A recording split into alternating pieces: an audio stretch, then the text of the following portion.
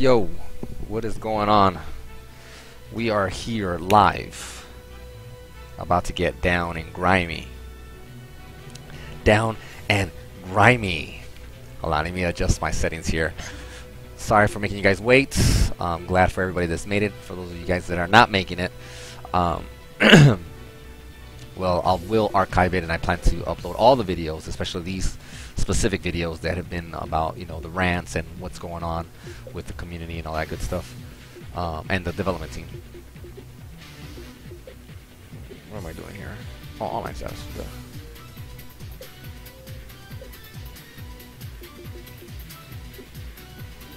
I need to make sure I have that. Okay, cool. What's going on to everybody in the chat? I know you guys already been chatting before I even hopped on here. You guys are ready to see what the hell's about to go on, and thank you guys for sharing the stream and getting everybody involved as far as the DOA community is concerned. If you're watching this stream and you're trying to watch other stuff that's not related to DOA, or just want me to be a crazy man with other games and stuff like that, today is not that stream, okay?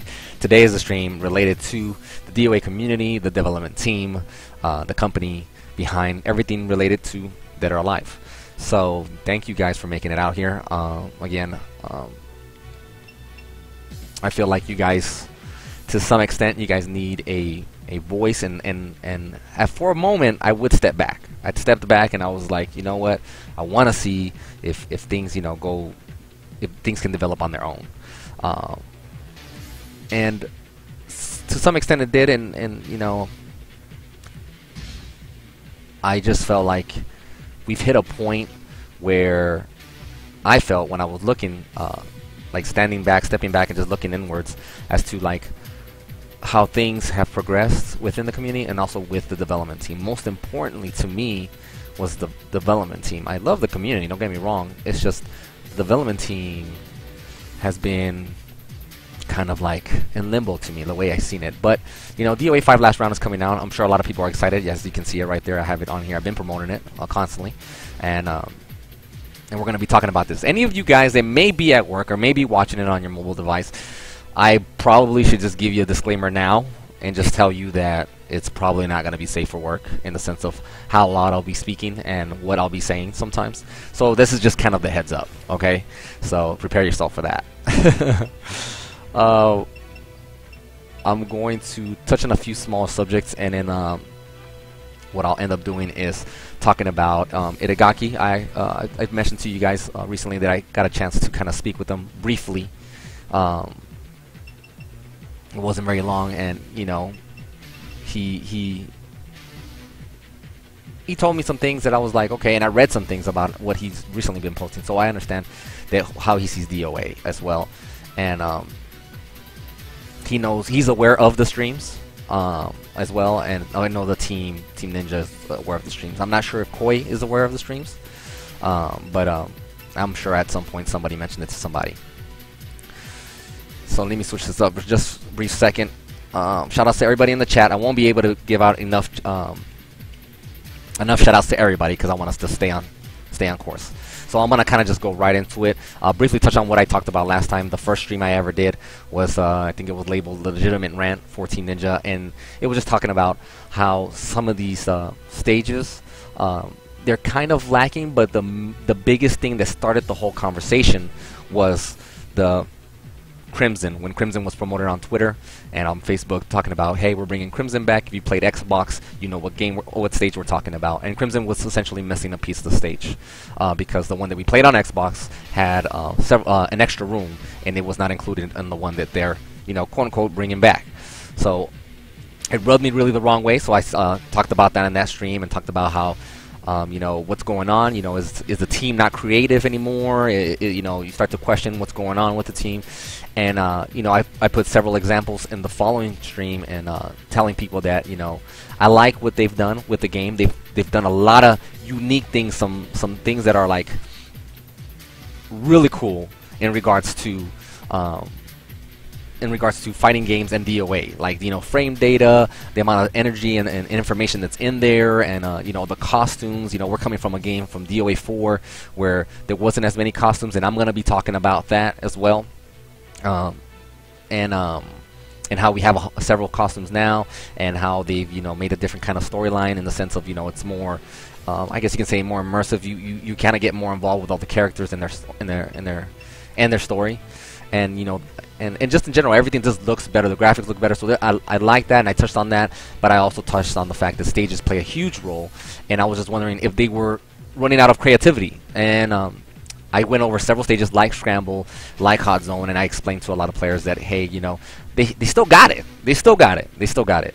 But there's something going on, and then we figured out what was going on with Doa Dimensions, because somebody brought up Doa Dimensions and how jam-packed that game was with so much good content on how stages that they had previously were on there and expanded upon. So we're kind of coming back full circle and making it happen here today with this. I'm not gonna say it's a final stream. It's just like a follow-up to those 2 streams, talking about that I'm on your side. I want you guys to understand that I want the team to know, and I want Koei to know that it's not cool to cut corners or to cut back on certain things, as far as like making a really cool and fun game, especially when it comes to stages. I'm gonna pick just a couple of random stages and kind of mess around as I speak. I'm gonna pick home just for the sake of picking home. I'm gonna be looking to the chat, looking at some stuff that I have some notes. I try to prep up for this kind of stream. I want people to know that I'm very passionate about DOA. If you guys don't know how passionate I am, you guys can easily just see the previous streams. And you guys will kind of get an idea how passionate I am about the game. Now, a lot of people haven't seen me like that. A lot of people don't understand that, when it comes to certain things of this game, that I really, really like, I love the game and the community, and I always represent it in different ways. And some people think that, I only represent the hardcore players sometimes, and that's not the case. If you'd be surprised how much I defend other players that are considered casual, but they're not. To me, they're not casuals. And I explained this in the previous stream. A hardcore player is anybody that loves the series, that follows the series, that buys every single game, buys every single strategy guide, frame data book, freaking action, what do you call it, action figures, and little models and stuff like that, buys the costumes, etc., etc. Like, that's a hardcore DOA player to me. So it doesn't necessarily mean that you're a tournament player. It just means you follow the series that much, and you spend a lot of time, and you post in forums or lurk in forums and see what the latest tech and news is in relation to the game. So to me, that's what a hardcore DOA player is. And to me, I try my best to represent all of that whenever I'm speaking to anybody, especially if I'm talking to other developers, other fighting game players, and other people that are trying to get involved in what to expect, because I want people to know that this is what we are. This is who we are. I mean, don't try to sugarcoat it or try to change it. Like, just be real with everybody about it. You know what I'm saying? And people will understand you and accept you for that. Instead of trying to be like, oh, we need to be this or we need to be that. That's bullshit. Let's see what you guys are saying on the stream real quick.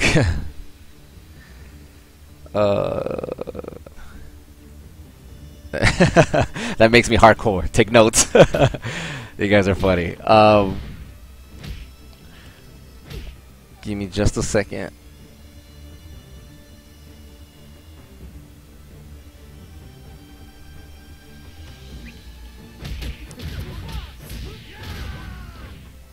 Okay. So I'm briefly going to talk about this this stage only because it's a very creative stage, and then I'm going to talk about what's going on as far as Team Ninja and Koei straight off of this stage. There's, as you can see in this stage, there's like a bunch of things going on. There's a wall, things fall apart. There's all kinds of crap going on, and it's a very creative stage. And I can go through and break this whole level down for you real quick, and I'm going to do it in a very fast pace. So if I lose you, I'm sorry. I'm gonna show you something real quick, okay? And I'm gonna take out the frame data. If you want to find out how much certain things do, you're gonna have to look it up yourself. For now, can't explain that right now. So I'm gonna break it down really quickly. I'm gonna show you how creative this stage is. So this stage, as soon as you start off, Team Ninja decided to go with the design and this is me as an observer. I didn't develop this game. I did some suggestions. I did as you can say, I guess you can say like consulting or helping out. Yes, I'm in the credits of the game and stuff like that. So I helped out where I could and bring out the information of the game. So but I don't want people to think I developed the game. No, nowhere near close. I mean, I didn't do that. But I want you to see that I understand overall design and how design works for what they were trying to shoot for. So breaking down the stage really quickly. So there's 3 different areas in this spot where you can break, I guess, a breakable object as a breakable danger zone. In this case, you have this little bench right here. That's 1. And then you have another one over here, which would be the pots, and that would be 2. And then you have the table over here. And that's 3. As a competitive player, I need to know that shit, because I just need to know where it's at and if it's still there at any given moment, and then what am I going to do afterwards. Those 3 things are out. Once they're out, you have a wall over here on my, I guess you can say, if I point this way, yeah, it would be my right side. I just want to make sure the camera's correct. Be my right side. That breakable wall will lead to a sit-down stun. The other one would lead to just going to the next, it's like a cutscene, it goes to the next room. This floor right here will never break. They'll never ever break. And this is important because that's how it was supposed to be designed in their mind, in the sense of like, okay, we're gonna make this room and we're gonna have this home, and there's a lot of different areas, and I'm gonna show you all these areas. There's a lot of different areas in this stage. So how about we make it so you don't break off right off the bat, like if you don't break out of the building right off the bat. And I'm sure in some kind of discussion they were like, well, you don't want to feel trapped in there or whatever. It's like, true, you don't want to feel trapped in this level, but you want to have an opportunity, at least an opportunity to explore the level. You know what I'm saying? So this is a design that was meant that way for you to not be able to break this floor or break outside of it. You see what I'm saying? You don't want to break the floor because then you might lead to the basement too fast. You see what I'm saying? Which also means you don't get to explore the level. You see how that works? You don't. If you break this the outside too quickly, then this level means shit. That means it's like, well, you know, you're never gonna get an actual legitimate chance to see how this level progressed. You see what I'm saying? I hope that makes sense to you guys. And if I broke the floor, then I'm progressing too fast. You see what I'm saying? I broke the floor. I'm starting to progress too fast that you're not even getting a chance to really see the other sides of this level. And this is meant that way. So my idea, just so you guys know, the whole idea here in the stream is to kind of open your mind as to how these things work. And I've been playing DOA for a very, very, very long time, and I understand certain things to the game and the mechanics and the design as to why things were done a certain way sometimes. And whenever certain things aren't done a certain way, or if things are a little too simple, that screams something else. It either screams laziness, or they cut back in development, or something in there, something else, another variable was in there that just messed everything up, and they didn't get to do what they were thinking of doing. But I see it because I'm just kind of like, listen, I know how this game has played for years, and I know that this was a fuck up right here. This was not supposed to happen. You know what I mean?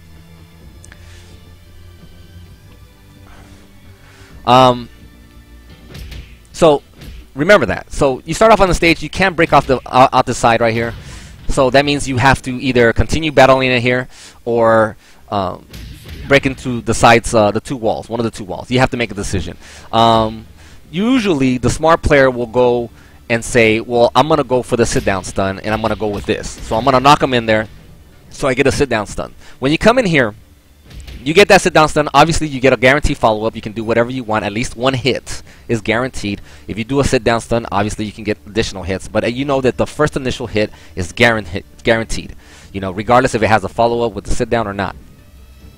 Then you have 1 more breakable object, which is right here.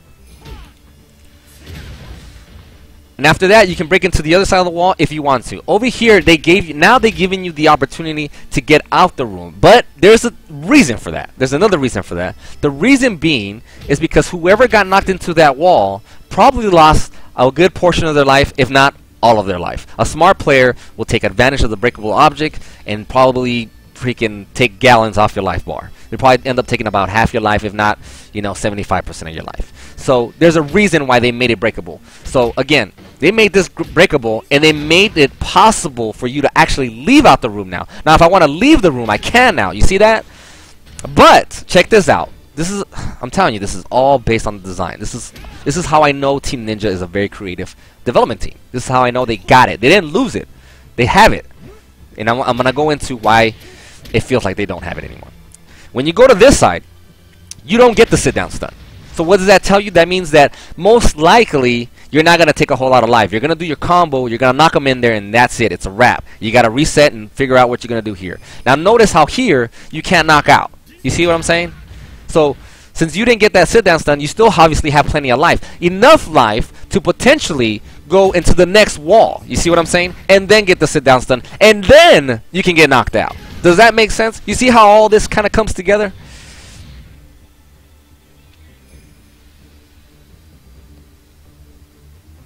And I see the stuff in the chat. So if you guys are chatting, just if you guys acknowledge it and all that stuff, I'll see it, I'll read it or whatever. So I just want to make sure this is all making sense to you guys.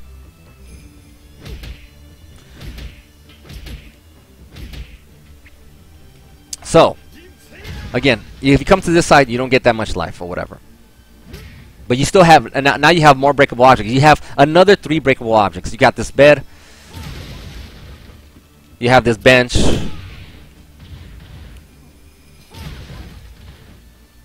And then you have the table. You can't get knocked out right here. Remember that. You can't. You can knock this door all you want. Nothing's going to happen. You can actually start going downwards now. You can actually start working your way through the level now. But let's just say for the sake of the level, we're just going to keep going this way. So now you don't have anything else but this bunk bed. And after that, that's it. Let's start going downwards. Anytime you get knocked out of this first initial room, now you can actually start breaking the floors. It is designed this way. Remember this, guys.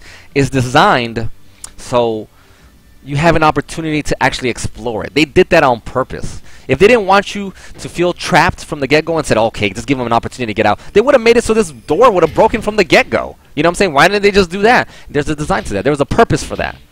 The purpose was we want you to at least try to explore the stage like you did back in DOA 2, like you did back in DOA 3, and to some extent like you did in DOA 4. You know, it's like they wanted you to see like, okay, there's all these different areas I can go to. You see what I'm saying? And I want to see what benefits my character the most, or should I just get the fuck out? You know what I'm saying? So on this side, you don't get a sit down stun, but you get 2 more breakable objects. You get the bench, you get the table. And then you can also go out. We're not going to go out because we already know we can go out. We're going to go downwards here. We're going to work our way down. Right here, you can break out again if you want to. Right here through this wall. We're not going to go out. And you should be able to break the floor. Oh, no, you can't break the floor on this one, I think. Yeah, this one you can't break the floor. I was trying to remember which end you can't break it. You get this, though. You get 1 more sit-down stun from that. And another one from here. You can break out of this wall, both of these walls right here. So you can get out both of these walls if you want to. You get knocked out. You have the opportunity to get out. You can't break the floor here. But you can break it over here.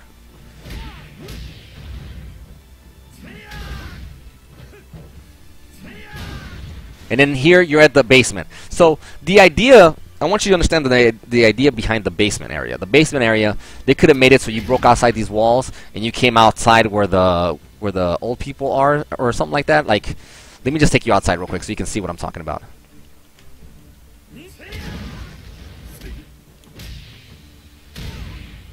You come out here, even when you come out here, there's breakable objects. They didn't want you to think that the battle was completely over out of breakable objects. They didn't want you to think like, oh, that's it, you don't get nothing else. You're out here in another circle stage or whatever. So they added stuff. They have like this little carriage thing or whatever. But they could have done what they could have done once you went down on each room. They could have made it so you just popped out of right here. You see what I'm saying? If they wanted to, but they didn't. They didn't. They wanted there to be a reason, or I guess you can say a reward, for strategically getting your opponent to the basement. And we're going to do that now.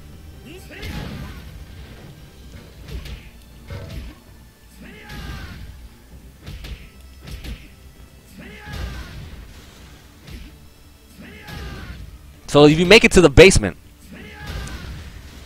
then the reward would be that, okay, I have a character, in this case Hayabusa or Genfu or anybody that launches you into the air, Hayate, Kasumi, etc., etc. You would get this infinite kind of danger zone, which is the ceiling, right? and that would be your reward. But at the same time, you wouldn't be getting you wouldn't be able to get out, and you have a much more close quarters area. But you still have breakable objects. You can break these pots. And I think there's one more over here, which is going to be those pan things. And there's another area that looks like this one, but it's not the same. You know, a lot of people think that the basement looks the same. The basement's not the same. They're two different basements. It's like there's several rooms.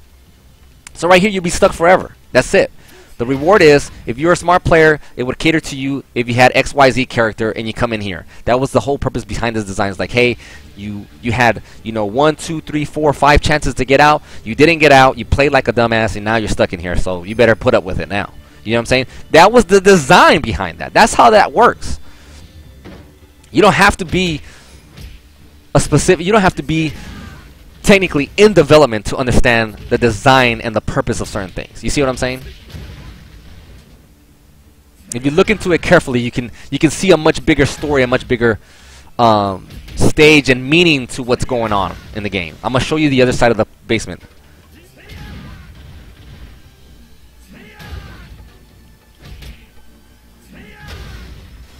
So this is the other side of the basement. Now this basement, I believe, has more breakable objects. I want to say it has more. Probably just has 2. No, it has more. It has 3. So it has the pots.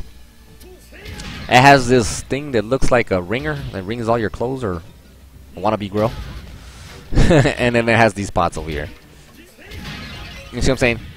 Now again, I know all this stuff. You know, I'm a competitive player, but I'm also a fan. I'm also a fan of the series and what the stages have to offer. So when I see a stage like this, I'm willing to explore all of it, see what it has to offer for me as a competitor, and what cool things you might find. You know, you never know. You might find some random Easter egg where you see a Ninja Gaiden scarab in the corner or something like that. You know, you never know. It's cool to search.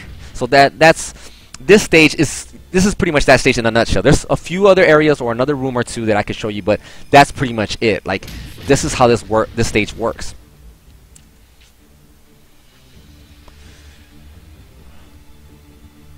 A lot of people are like, I was like, oh my god, 2 different basement rooms. I didn't even notice. Yeah, there's 2 different basement rooms. There's a lot of. I want you guys to understand. I'm glad you guys are now realizing that now, because it makes me feel better about what I'm trying to explain to you guys here, and that is that these stages play a huge role in the game. They're very important to the series. They're what separates. The stages are what separates the game from any other fighting game. They're very important. They play a big role. You deal with them all the time, and you know, I didn't want to get into this subject just yet, but I'm gonna go ahead and get into it now, and that is that. The stages play such a huge role that I would say, in regards to gameplay, and I mentioned it before, that in regards to gameplay, it plays 50% of the gameplay. 50%. That's a huge amount. You know, at first I was like, you know, 45 to 50%, but I think I can say confidently it takes about 50% of the overall gameplay of Dead or Alive. The entire franchise, not just DOA 5, not just DOA 4, 3, 2, or even 1. The entire franchise, overall. It plays that big of a role. And I say 50% because when the match starts, you have to figure out, what the fuck am I going to do to win this match? What can I use to take advantage? Can I hit him with a trash can? Can I hit him with the coconut? Can I hit him in the wall? Can I do this? What gives me this and what gives me that? What can I use in this goddamn stage to win this match? You see what I'm saying? It plays such a huge role that every time you start a match, you think about it, or you should at least think about it if you're trying to win, as to what you can use to win the match. Hold on real quick. I'm going to look over the chat real quick.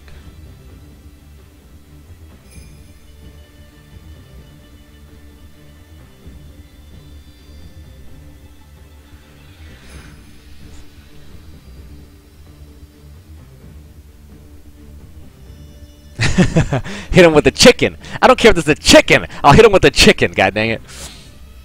But, yeah, so again, it uses about 50%. 50% of the gameplay in Dead or Alive, the franchise, is all about the stages. You know, it's all the stages. It uses up 50% of your playstyle, of what you're thinking about as soon as the match starts. You at least think about it once every single time you start a match, whether it be a square or a freaking apartment building you're going to bring down to the floor. You're always thinking about it, because that's how a lot of players were introduced into the series. You know, people were introduced with these huge stages or these huge, environments where you can, explore them and fall down and go off a cliff or hit a wall or ricochet or explosions and stuff like that. And it progressively got better as far as the way you got involved with the objects. In DOA 2, or at least in DOA 2 Ultimate, there was like a snowman, right? In the snowman, when you broke the snowman, you went flying backwards. So back then, or even when you hit a rhino in the, I think it's the safari stage, when you hit the rhino, you would go flying, right? And there was no real way then in DOA 2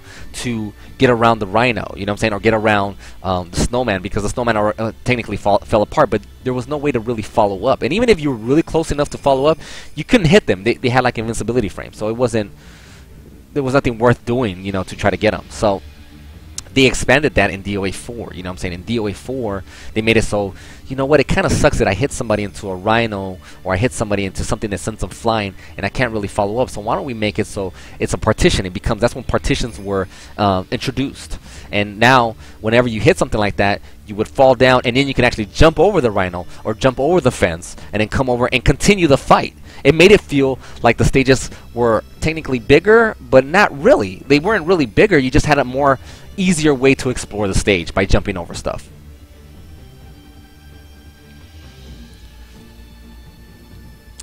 So again, this stuff starts to progress. You know what I'm saying? You see it progress, and they added stuns, and they added these breakable objects that gave you stuns as well. Like, they're not, you can call them partitions, but they're just breakable objects, you know what I'm saying? And they gave you sit-down stun, they gave you a guaranteed setup, and this was also introduced in DOA Dimensions. And we're going to talk about DOA Dimensions in just a quick second. This was introduced in DOA Dimensions, and they brought that snowman back, but with the new mechanics. The new mechanic being flying, you can technically run in and still get a combo, or if you fell down in a sit-down stun, then you got a free hit afterwards. So it was expanded on, and it felt better. It was a natural evolution of a danger zone. And it felt right, and I think it makes sense. I remember seeing it the first time and asking Shimbori, I was like, why is it that you added the ability to break an ice pillar and get a free hit? And I told him, don't get me wrong, I love it. I think it adds so much strategy to the game. I just want to know what your thought process behind that was. What made you feel like, you know what, when they break this and they fall to the ground, I think that should be a guaranteed hit. You know what I'm saying? And he said he wanted the opponent that was on the offensive, that landed that blow, should be, rewarded with a hit. And I told him, it's genius. It makes perfect freaking sense to do that.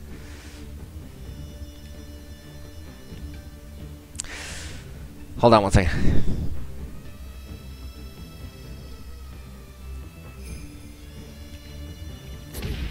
So some of you guys might be thinking, or some of you guys probably said, if stages, and I'm gonna try to mind blow you here, if stages place 50%, you're still left with another 50, Master.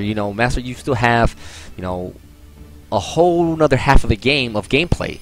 So what is that other half? And I'm gonna tell you exactly how that works, and how I see this game and how it works. We all know that DOA 5, rather be DOA 4, DOA 5, whatever. We all know that DOA is a fighting game, and all fighting games have key fundamentals that progress, or not progress, that are a set standard in every fighting game. There's a set standard in every fighting game.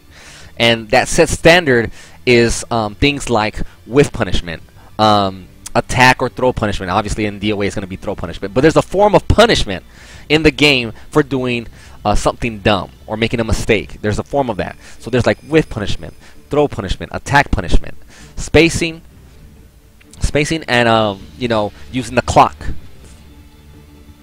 So those are all fundamental things to a game. And of course you can say the environment as well, but most environments in most fighting games, for the majority of them, I don't want people to be like, well, no, not in this fighting game. No, for the majority of them, you go all the way to the left or you go all the way to the right, and that's it. There's a wall there. Maybe you bounce off the wall, maybe you don't, but you get other combos, whatever. We get it. Every fighting game has that as a key fundamental, and we'll go ahead and include those walls. 25%, okay? 25%. When it comes to DOA, 25% is fighting game fundamental.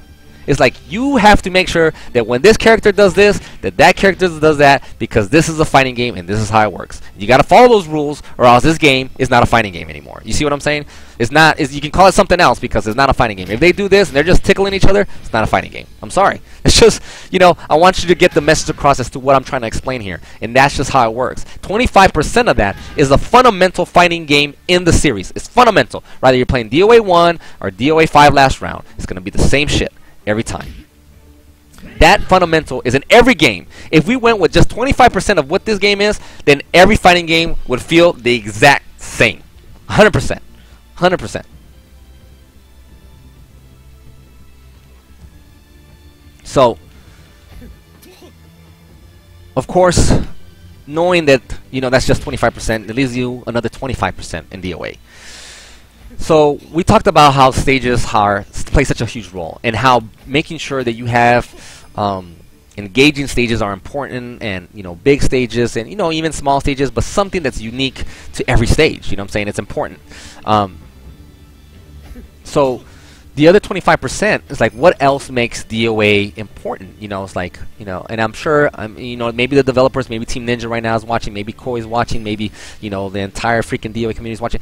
I want you guys to understand that the other part that makes DOA unique, besides its stages, is this. Is the hold. This hold plays such a huge role in this game that is the other 25% of this game. Without this hold, you pretty much have a very, very, very, very beautiful looking Tekken game, or Soul Calibur game. You know what I'm saying?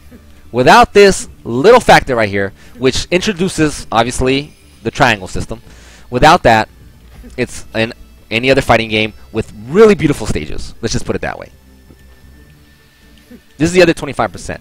Now, some people might feel like, well, you know, the hold is used all the time in all this other stuff. True, it is used all the time. But I want you to understand the importance of the hold and how I'm comparing it to other things. The hold, I said, is 25% of this game. I just mentioned that fighting game fundamental is 25%. The hold is just as big of a role as the fighting game fundamental. That's how big it is. You see what I'm saying? It's just as big. It's equal to that. You see what I'm saying? So this is very important to the game, because it also changes itself from the rest of the fighting games. Without this, and without the DOA stages, you got a regular fucking fighting game. I might as well be playing Virtual Fighter, Tekken, whatever, because it's gonna be a lot similar to those games. It's not DOA anymore. Take the stages out, put nothing but squares, take out the hold. You got yourself those games right there.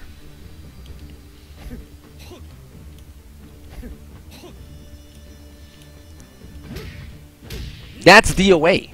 You know what I'm saying? And for two of the things to make up so much of it, like the stages and like the holds, you know, some people may say like, oh, the hold is like, you know, it's too random sometimes, and I don't think it's random. I don't think it's ever been that random that it was unable to control, even with DOA 4 and other older DOA games. And DOA 4, I think, was probably the time where the hold was probably too strong. It was like the strongest part of the triangle. And I think at this point, I don't think it's that strong. I think it's a lot more controlled, and I think there's a lot of skill that's involved with the hold. I don't think every hold that someone gets is always random. I mean, that'd be impossible, especially with so many sit-down stuns and limbo stuns and, you know, crumple stuns. There's so many different kinds of stuns that prevent that you just spamming out a hold, it just plays so much against you that's just not worth it. You see what I'm saying? But it's something that's fundamental to the game. It's very important, and all these play a huge role within each other. You know, the environment. The environment stops some of the hold, but it caters to the attack. You see what I'm saying? And then the hold can also engage the environment. So that's when you go back to the environment. You know what I'm saying? It's like, oh, I did this, I'm gonna do this into the pots now. You see what I'm saying? So that's why I say that the hold, even though it's important, the stage plays that much of a bigger role, because even though you use the hold, you're going back into the stage. You're going back into it. So it's that's why it serves as 50%.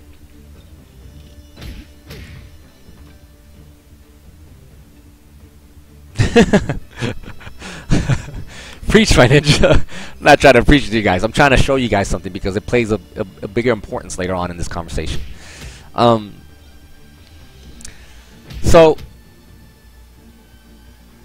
to me, it's like the stages. I'm gonna go back to character select, say, and show you these stages, and I'm gonna show you what happens when a team this very talented team. You know, they came from a team with Irigaki was around, and you know, some people have mixed feelings with Irigaki, and I understood what Irigaki was looking for. I think he did a lot of good stuff with DOA 4. I think he was a genius as to how he wanted to develop the game. Now, some of you guys might be like, "You're nuts, Master! You're nuts!" Like, it's like, do you remember DOA 4? Trust me, it's right here in the menu. You see that right there? We're gonna be talking about it. Don't worry. I know exactly how DOA 4 was, and I'm not nuts. But the point is that although he had a lot of great ideas, Irigaki had a lot of great ideas in the game. That doesn't necessarily mean I agree with all his choices. You know what I'm saying? A lot of his things. I can tell that what he was trying to go for and what he was trying to balance, but he ended up unbalancing certain things without even knowing it. You know what I'm saying? He accidentally did it, or maybe he knowingly did it. You know what I'm saying? But I feel like certain things you can tell from the way it was designed that, you know, it wasn't intended that way, but it ended up being that way. You know what I mean? And one of the things that I will talk about, and I'm just going to mention briefly, is the holds. The holds kind of got out of control, and Team Ninja now realized that, and they made sure they adjusted it accordingly. They made sure that, hey, that really isn't cool, and it doesn't look very good when someone's doing that constantly. So we're going to adjust it and tweak it, and that's just one thing. You know what I'm saying? But going back to what I was saying originally was, I'm going to show you what happens when a team gets held back. And this is important because on the last stream, we essentially figured out that Koei, or you can call it Koei Tecmo, whatever, what they call it in Japan. Koei, which obviously owns Tecmo and Team Ninja. If you guys don't know, Team Ninja is a development team within Koei Tecmo. And they're a very talented team, and I can tell you that because I just explained the home and how creative that was and how the overall design is and how it works and why it was designed the way it was. When you have that much creativity, this is the kind of products you get, and I like to call the stage a form of a product. Like, this is one of many products that are in the game. You know what I'm saying? But when they're held back, you start to get half-assed jobs or half-assed products, like this stage right here. A lot of you guys that were following the previous streams understand that, you know, it's been said that this stage was supposed to be a combination of several stages put into one. But what the fuck happened? You know what I'm saying? What happened there? Like, did you guys just say, well, screw it? You know, the game is being developed for, again, I think I mentioned, for like about the 5th time now. So this stage is supposed to be a huge stage, still isn't together. You see what I'm saying? You develop the game the 4th time, and this stage is still not one whole stage. So that doesn't mean they're ignoring it. I don't think it's that. I think it's that they're being held back. You see what I'm saying? And I'm going to come back to that in just a moment. Hold on.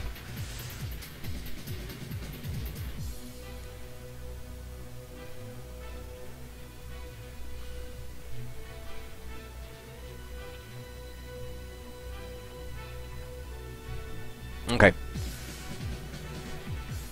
So again, I think they're being held back by Koei. We determined that in Doa Dimensions, if you guys don't know, was developed for the 3DS. If you didn't play it, I feel sorry for you because there were some really cool stages. They were cool there, they were awesome, and they were expanded upon. They were something that you knew what it was for what the stage it was, and you were like, yeah, I remember the stage in Doa 3, and it had this and this and that. And then they added to it. They added an extra feature, rather it be like a ceiling or torches and stuff like that. They added more things that weren't there originally, but the overall idea of the stage was still the same. It was still the same. But they expanded on it and made it better. It felt good. It felt like a natural evolution of the stage. But Doa Dimensions, for those of you guys that don't know, was published by Nintendo. Nintendo published that game. My guess is there was some works between, you know, Koei or Tecmo, whatever, and then Koei or Team Ninja Nintendo and all them, and they said, hey, we really want this game, or we want a game, we want more software on our 3DS. Would you be willing to get on there? We'll give you, maybe X amount of dollars or an incentive or something, right? And we wanted to be good, And Team Ninja said, yeah, let's make it happen. This is all assumption. They said, yeah, we'll make it happen, and let's get into it. And they got into it. And I remember being there, and I was checking it out, and I was like, wow, this is really cool. It was fun. There were some things, obviously, I didn't agree with, but there was a lot of natural evolution things that were on the game. They added frame data. That was the first time frame data was actually in the game. And it wasn't a handheld, much less. So it was like the first competitive handheld fighting game, because frame data in a game, especially much less in a handheld game, was like unheard of. They were the first that I know of that did it. They did it. So it was really cool. But by saying that Nintendo published it, that means they kind of had more freedom, more time, more ideas to really expand upon. You know what I'm saying? They put a bunch of DOAs together. Essentially, it was like a whole total package, and they put it all in one, and they put all the stories together and added to the stories. Mind you, they added stories, more cutscenes, and it was just a really cool game. Again, it's not a perfect game. It needed its tweaks, but it was really good. Then you go to DOA 5 Vanilla, and Koei, the entire company, obviously Tecmo Koei, develops technically, Dead or Alive. So they developed Dead or Alive, and they published it themselves and all that stuff.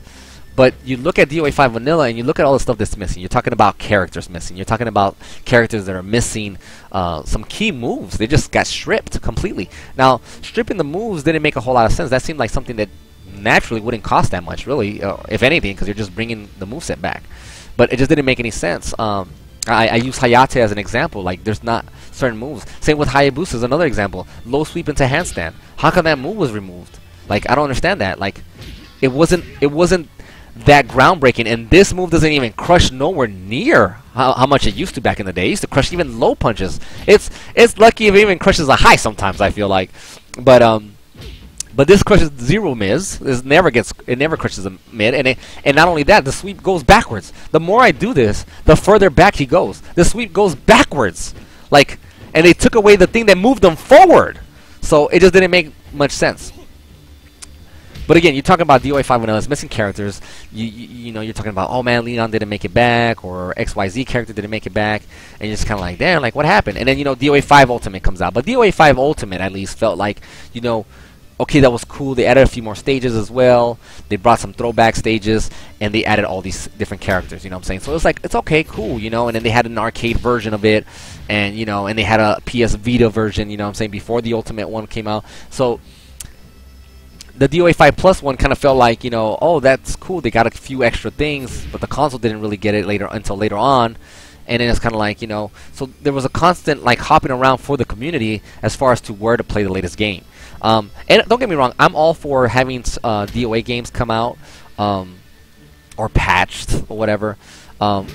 Not necessarily frequently, but at a steady pace. Rather be 6 months, a year, or maybe every 2 years. Because it keeps the community alive. It keeps players coming back, checking out, oh, what stage got added, or what tweaks got added, because I want to see if it's been balanced a little more. And the team is constantly balancing it, and it's also constantly trying to bring what it can in regards to costumes or even stages. Obviously we've gotten some stages, so it's not like we haven't gotten any stages. So they're trying to do what they can to bring something to the table. But it's a constant hop and a skip. It's not a full thing moving over. Like you can tell damn, this downloadable content or this latest iteration of DOA 5 is damn, wow, this right here is they outdid themselves. It's it feels like they added so much content, and at least with DOA 5 Ultimate, it seemed like they added a decent amount of content. But the stages are lacking, Again, I'm only in the stage to show you that, there's a raft right there from the raft stage, and this was supposed to be all together, all put together.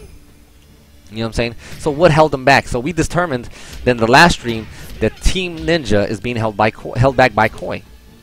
Now some people might be like, hey, I like Koei, and I like Koei products. Well, that's cool if you like Koei and you like Koei products. I'm not against you for that. I'm not telling you, oh man, you're just a dumbass for doing that. No, I mean, everybody, different strokes for different folks. I understand that. Not everybody's going to like DOA. You know what I'm saying? Not everybody's going to like Marvel. You know what I'm saying? But the thing is, Koei, I feel like to some extent is trying to use this game plan of like, let's just throw this game out and let's throw it out again. You know what I'm saying? And it's like, you know, you can do that with like Dynasty Warriors, you know, 1000, and then bring out Dynasty Warriors 1000 Extreme Legends or Dynasty Warriors 1000 Empire. That's great, you know, whatever. But the way Team Ninja and his demographic and Tecmo and their demographic, how they came along from way back then with the saying of 100% games. You see what I'm saying? When you bought a DOA game or when you bought a Tecmo game and you bought like, you know, what's it called? I'm trying to remember the name of that game. I don't know why I blanked out.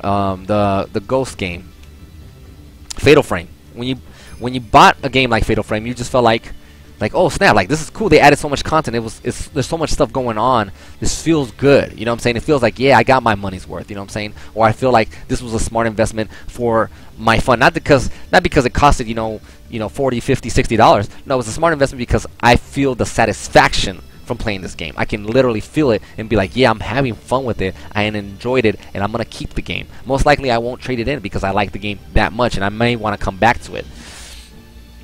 And same with something like Dead or Alive. You know, Dead or Alive 2 Ultimate, you know, was like, wow, like that's such a good game. That's such a good game. You know, I'm not. I personally am not necessarily a collector of games. I don't have like a shit ton of games. I do have, you know, several games, but I know people, they actually do collect games or do collect specific franchises, and I'm not one of those. But I keep DOA 2 and I keep DOA 3 because, and DOA 4 because they all have a special place in my heart, because I'm just kind of like, yeah, you know, I remember when I played this game and I remember the way I felt. You know what I'm saying? It felt good. You know what I'm saying? It felt complete.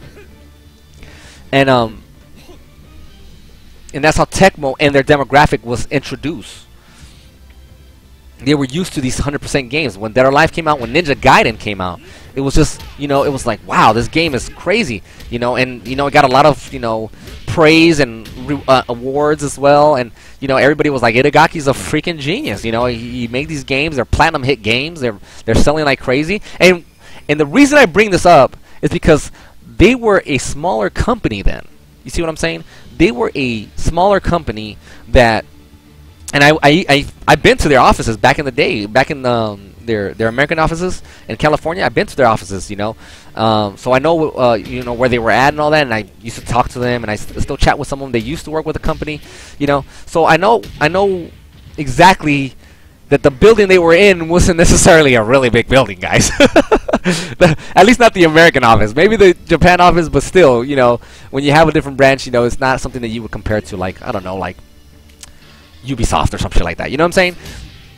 So they were a smaller company then, and the amount of time and love essentially that they spent on each game was visible, can be felt. Now that they are essentially a bigger company, it's not adding up that they can't spend as much time on it. Now, granted, this other company that they were acquired by, you know, is used to rinse and repeating things, and that's fine if that's, you know, if that's what their fans enjoy or whatever, and they don't want to change things too much. That's cool, whatever. But for Team Ninja games, it doesn't work the same way, because over here in the West, we don't play those Dynasty Warriors games as much. The only other game that I can think of that has, you know, the Warriors games in it is freaking Zelda. You know what I'm saying? Zelda was probably like the only and the first game I've ever purchased that had Warriors in it. You know what I'm saying? And it was fun. It's cool. You know, I liked it. It was alright. I mean, I told you guys even in the stream, and you can probably look it up. I said if I gave it a score, I'd probably give it a 7. If, you know, has a lot of fan service, a lot of good music. Cool. I liked it for that. I got a 7. Didn't get a 10, I'll tell you that. Bayonetta will get probably like a 10 and shit, because Bayonetta is fucking good. But anyway, that's not the point. But I just want to keep it into perspective as to how I see these things. You know what I'm saying? And Koei being a bigger company now, it's like, I feel like, you know, you should be able to expand more in the series. You should be able to move forward and make DOA that much better. You can't be just trying to make DOA 5 last round and DOA 5 double KO or DOA 5 turn overtime. You know what I mean? Like, and if you are, there has to be a significant amount of interest or content for it to justify the purchase. You know what I'm saying? Because it doesn't make any sense.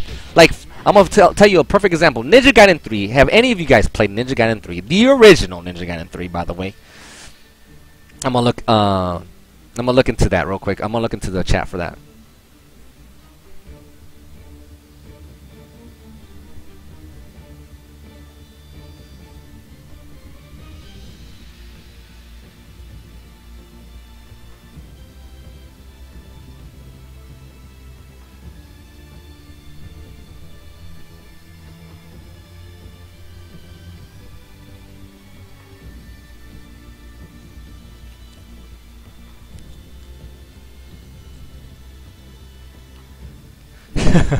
I'm reading the chat. DOA overtime. That's gonna be off. Like, what a hold. Ninja Gaiden 3. Ninja Gaiden. So somebody says Ninja Gaiden 3 vanilla was poo. Essentially, it was crap. And I agree, it was crap. You know, at first when I played some of the early demos, I was like, oh, this is gonna be cool. Little did I know that particular stage was probably like the one they invested the most in. You know what I'm saying? And when I played it, I was like, all right, Ninja Gaiden 3, I'm a Ninja Gaiden fan overall. I'm not a hardcore one, but I follow it enough to buy every version of it, you know what I'm saying, for the most part, that I have for that particular system. So on Xbox, I have, you know, all the Ninja Gaidens. I have Ninja Gaiden 1, I have Ninja Gaiden 2, and I have Ninja Gaiden 3. I do have Razor's Edge as well, but the point is, Ninja Gaiden 3, as I was playing it, I was like, all right, I'm playing Ninja Gaiden 3. Hayabusa looks sick, you know, the graphics look good. That's good, you know. I know the team is good for that. You know what I'm saying? The graphics are gonna look good.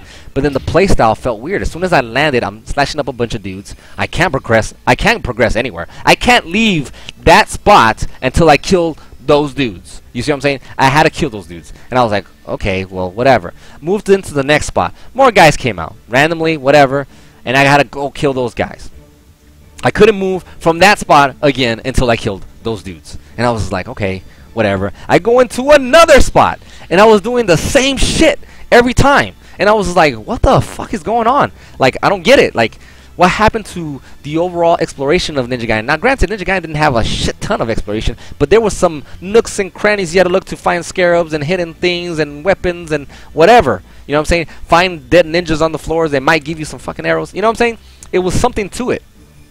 So Ninja Gaiden 3 ended up bombing horribly, you know what I'm saying? And for a franchise, you know, that's so big, you know, that's big since back in the day, you know, it's like, damn, like, what happened? You know what I'm saying? You can't have an important IP like that bomb like that because of the past two games. They were really good, and in the way they made the game difficult or hard, it was like supplemental. It was like they supplemented this weird mechanic where as soon as the bad guys turned red, they were unstoppable. You know what I'm saying? And you essentially couldn't even hide from them. You can try to jump and somehow they would grab you still, and it just became retarded. And it was just like, what the hell's going on?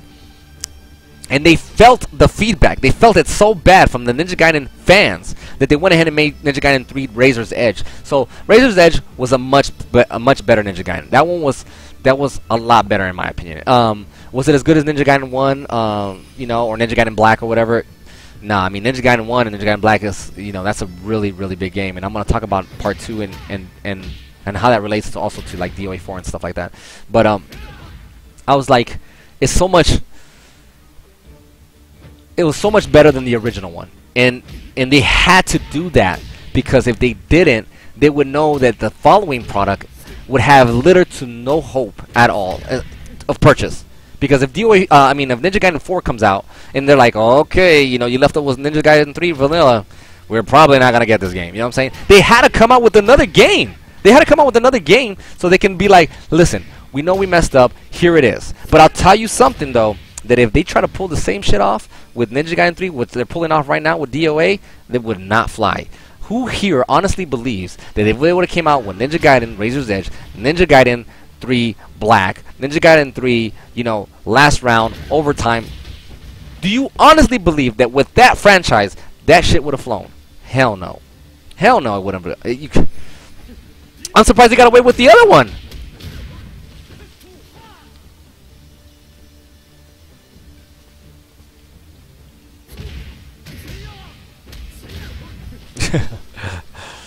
Oh my god. You guys are funny in the chat. So anyway, I'm just showing you guys that the Team Ninja is being held back by Koei.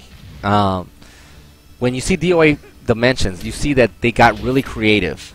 You can see stages that are really creative here, but not all of them are. You're looking at stages that are like you stop to think and you're just kind of like, what the hell happened? You know, you're going from a stage like Home and a stage like Fuel, and you end up with these stages right here. Not to say they don't look good, they just they don't add anything to the gameplay. You see what I'm saying? If first stage, I'd play Virtual Fighter. You know what I'm saying? If that's what I really wanted. Any DOA game, I'm here to tell you right now, any DOA game that you play right now in the past only has about 5 arena stages. 5. Look how many this game has. 1, 2, 3, 4, 5, 6, 7. That one kind of gets a bye, but it's 8 essentially. 9. 10. Come on, that's a square. 11. You see what I'm saying? 11 arena stages. 11. The game has never had more than 5. You had doubled that number. You made it seem like, oh, you got a shit ton of stages. They're all the same map. It's the same layout. They're all arenas.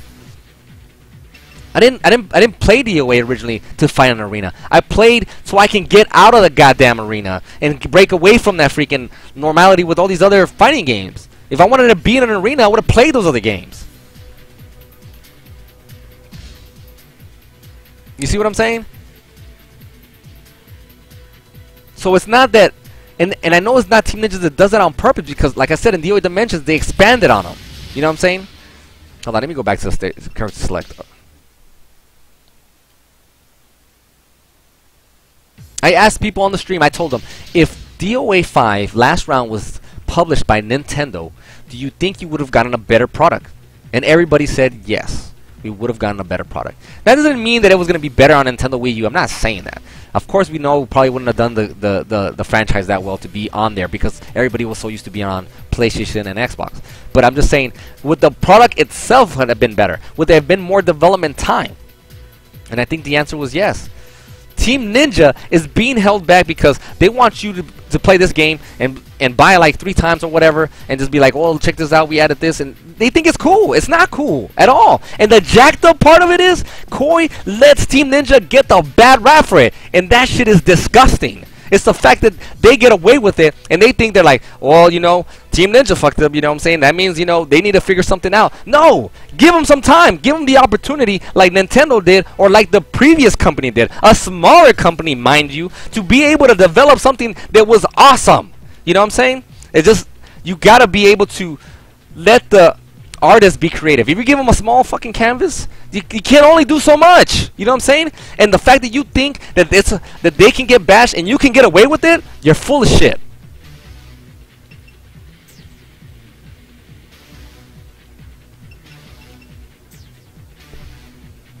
I'm gonna show you. We're gonna go to DOA 4 real quick, and I'm gonna show you something.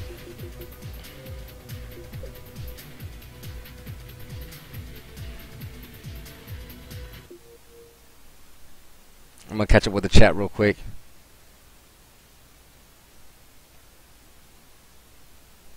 Somebody says in the chat, DOA had all square arenas though. True, it did, but you gotta take into consideration as to what was going on in those arena stages. And in DOA 1, compared to, I guess you can say Tekken or Virtual Fighter, just those 2 games right now, those had ring outs, and they were all arena stages too. But the beauty of DOA 1 was the fact that if you exit out the arena, the basic square arena, there was the danger zone. There was some risk involved. You would land and blow up. And that's what made it unique. You got to leave the basic area of what everybody was used to, and add some more strategy to it. Be like, oh crap! Like, instead of just instantly dying and having the match over and say, oh, ring out, and have 2 people standing with their fighting stance and making it look mad awkward, you had an opportunity to actually kill them with all the extra damage you had afterwards, for an actual legitimate knockout. You see what I'm saying? So it was different. You know what I'm saying? It wasn't the same thing. And then eventually, if you made it further past that area, then it would bring a ring out. But the chances of that happening weren't very frequent. You know what I'm saying?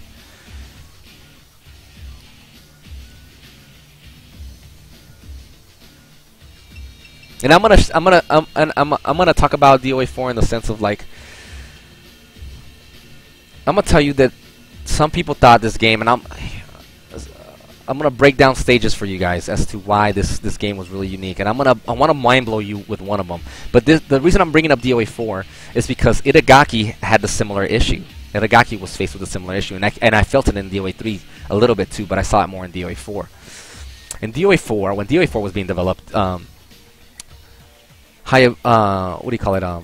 Tomonobu Irigaki was rushed to make DOA 4. If you guys didn't know that, there was a little bit of controversy when the game was coming out. It was supposed to be within the launch window or a launch title with the Xbox 360 when it came out. It didn't come out on launch. Microsoft was very mad. I know Microsoft, I think, probably invested some money with Team Ninja or whatever because, you know, it was exclusive. You know, it was exclusive to the Xbox 360, and Irigaki liked the Xbox people. And, you know, and Microsoft obviously owns Bungie, and the Bungie people were big fans of Irigaki. They're Irigaki of the Ninja Gaiden series and, you know, DOA series. But even though that was the case, they had a deadline that was being pushed. And I'm going to show you the prime when Team Ninja was at a really good prime, like in the sense that they had open creativity. And those games were DOA 2 Hardcore and Ninja Gaiden 1, which ended up being Ninja Gaiden 1 Black. Those two games were so full of content, it was ridiculous. Like, you're talking about a character had 20 costumes on DOA 2 Ultimate, and I didn't have to pay a single dime. Not one dime for all those costumes. And there was a way to unlock them all from the get-go. You beat survival, get all these little items, and it's a wrap. That's it. You got all your costumes. You didn't have to beat it with every fucking body. It's like, you know, there was a shortcut to it. And that was genius for Irigaki, because some people were just like, listen, I don't want to go through all this. Give me some kind of a shortcut. And he did. It was pure genius. Obviously, this is before DOA 4 came out, but this was after DOA 3. And that company was doing so good that DOA 2 Ultimate just had so much great stuff, and I already showed it to you in the previous stream, so I don't need to show it to you today. And then Ninja Gaiden also came out, and Ninja Gaiden was really, really good as well, you know. And then there was DLC as well that you didn't have to pay a dime for. You didn't have to pay a single dime for. It was there, and it was really good.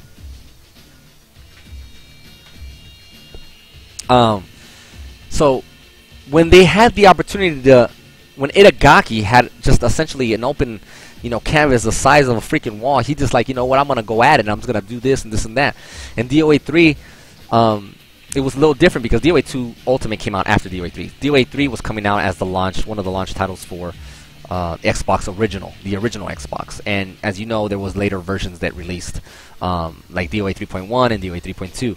But the point is, DOA 3 to me, in some areas, felt a little rushed. You can tell that there were some sections where like, well, what happened there? You know, why didn't you just do this, or why didn't that happen? But overall, it was still good overall. But you can tell that there was some pressure. And DOA 4, there was also pressure. And I'm gonna show you a perfect example of this, and it's all in design. This is all based off of the design of the game. So Irigaki is not one that's, you know, gets a free, you know, get out of jail free card either. You know what I'm saying? It's, you know, it applies to everybody. But you still got more content even with a smaller company, and even though it was being rushed. And we got a free patch on top of that. So I'm going to explain that and show you what was going on here.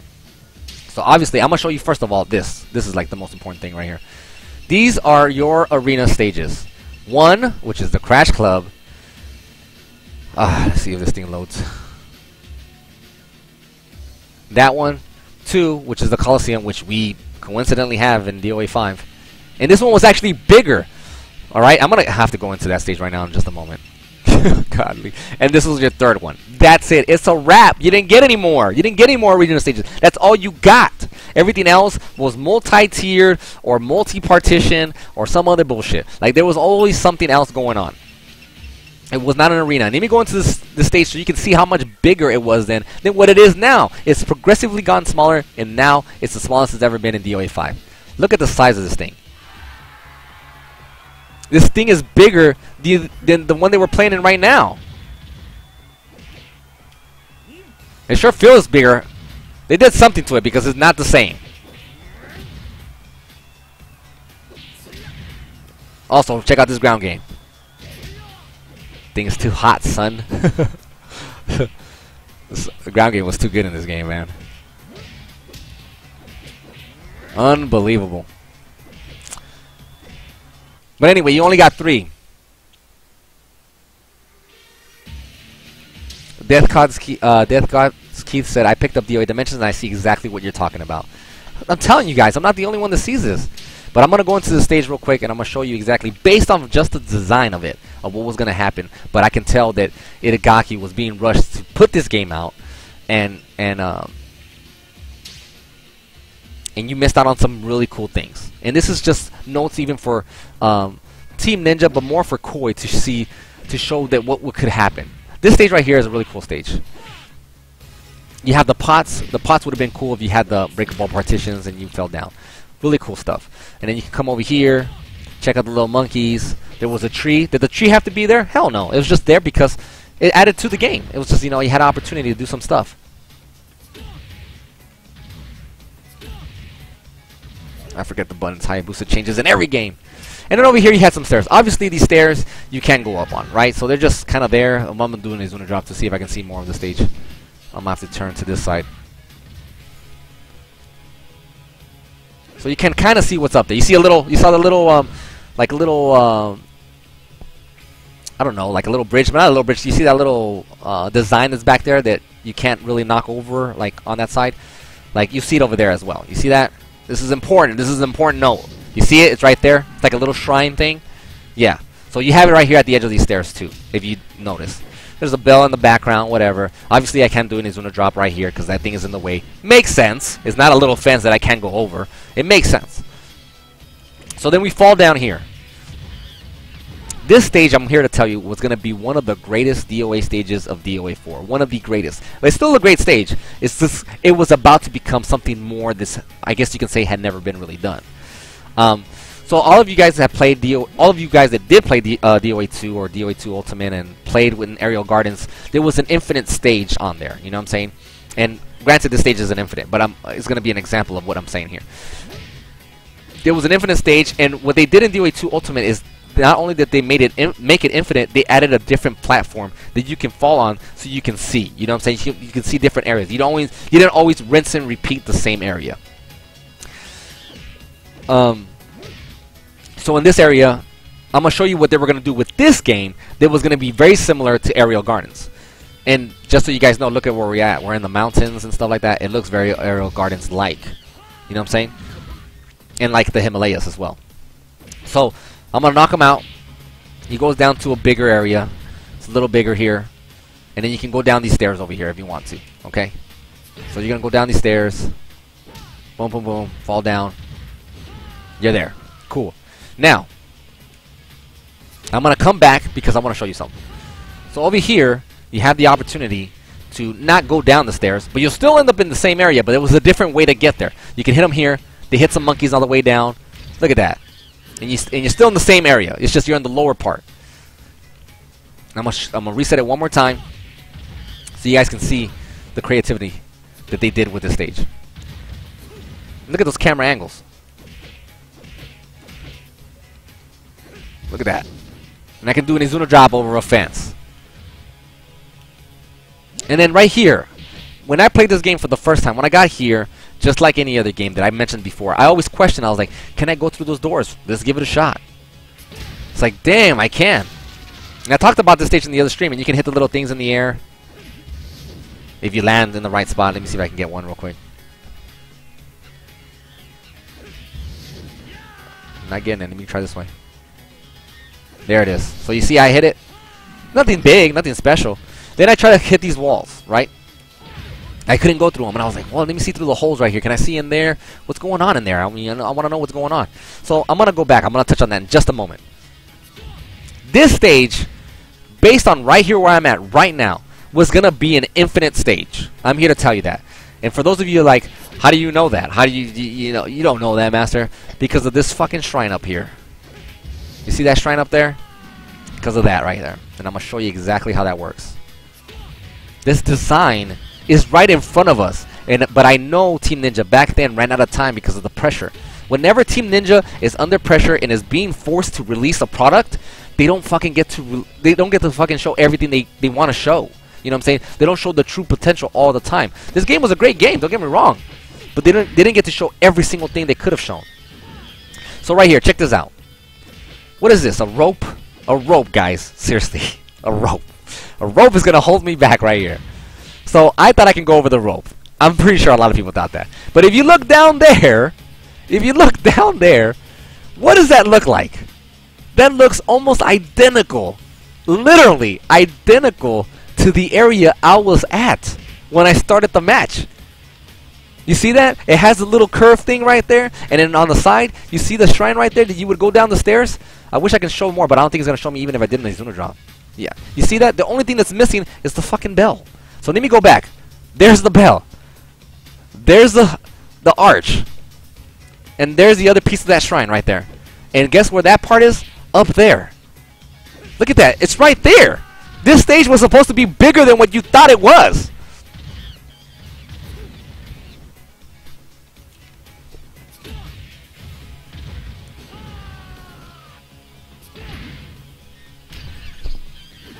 You see that? This stage was going to go down here and then rinse and repeat the same cycle from the very top, from up here. It was going to be the same thing again. And that's just because of the way the stage was designed. I can see that based off of its original design. It's there.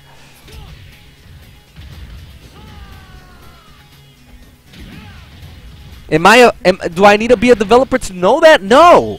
I just understand the design of things and why things work, what the purpose of things were. You see what I'm saying? I played this game for several years. I understand what goes on. You see what I'm saying? It's right there.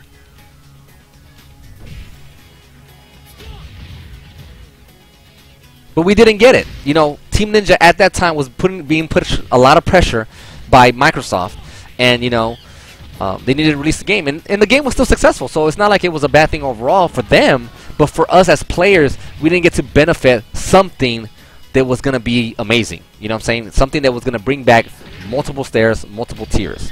And check this out. I'm going to show you something else. Look at these doors. When you look inside these doors, you can kind of see the brick walls. It's kind of hard to see. It's so dark. You can't really see anything because it's dark in there. But look at these doors. I want you to see them. Look how they're designed. And there's a lot of things that are important here. So look at how the doors are. If you look on the side of them, you see how the door kind of edges out a little bit. And kind of all the doors kind of edge out to one particular area. They always edge out towards the left side. You know what I'm saying? And you're going to see it on this side too. We're going to look at these doors too. You see how they kind of edge out a little bit. And look at the shadowing. This is important. I'm going to show you why it's important. So I'm going to break into these doors. And actually, before I break into the doors, I need you to make sure that you paid attention to the doors because it's important. Now, a lot of you guys remember the Dragon Shrine or whatever, Dragon Hills from DOA 2. And this was going to be a similar environment. So let's just assume, I know Irigaki thought about this. I know Irigaki was thinking this. He's like, man, we're going to make this, we're going to put it like this. But they were like, Irigaki, you're running out of time. And I paid you XYZ amount of dollars. So you need to hurry up and wrap it up. And he said, fuck it, put a rope there and cut it off. So these doors, look at these doors. Look exactly how these doors are. It's very important that you see that. You see how they are? Look at them closely. Look at the size of them. Look at them in comparison to the characters. Look at the colors. I need you to see everything. This stage, Irigaki, I'm almost positive, just based off of design alone, was going to be where, well, what happens if I'm sure the conversation came up and said, hey, Irigaki, what happens if they go inside then, you know, if they go inwards, or whatever. Or better yet, you know what would have happened? They said, add a rope there and make it so you can, this isn't brick, and make it another little room. And then maybe we can expand there. And then you go in there, you see the doors break, and you see, you know, Buddhas and all kinds of shit going on in here. The monkeys are in here too. Who the fuck knows how they got in here? But look at this door. And watch it in comparison to the Hayabusa again. It's the same door. You're telling me that this door wasn't intended to break to. Look how it's designed. Look at the shadows. Look how it originally was. It's exactly the same. And you can't say, oh master, maybe the doors were meant to open up a certain way. No, look at how they're all slanted. How can they open up a certain way? Maybe they were all meant to slide. You're telling me that all 4 doors slide into the one wall? There's no, even a designer would know better than to do that. You know what I'm saying? That door was going to be broken into. That's what it was meant for. And to some people it's like, well, you know, nah, it wasn't supposed to be like that. I'm here to tell you it was. Because check this out. You see all this crazy art stuff that's going on over here? Right next to these bells and stuff? You see that? You see how there's like little oceans drawn on the wall? Tell me why they didn't just put the same shit all across. Why would you want to put a door there that you can't even break? Why even spend the time to change the design when you can literally copy paste all across the wall? You have a different wall over here. You get to see all these Buddhas. Why would you put doors? There's no point in putting doors. That makes no sense. And they're the same exact doors with the same exact design. There was going to be more to it than that.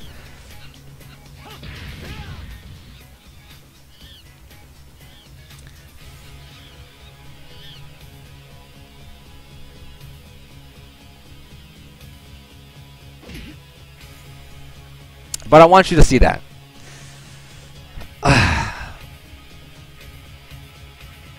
But still, overall, again, this game had more in its staged environment, and it wasn't as random as you think it would be. Like some people were like, "Oh my God, it's random." It's not. But I want you to see the opportunity, even though the team is being rushed, how much of a cool product they bring in when it comes into the stages. Like, the stages play such a huge role. Irigaki knew that from the get-go. You talking about blockbuster stages. This is more blockbuster than probably like half of the stages in DOA 5. And you guys are promoting DOA 5 as blockbuster.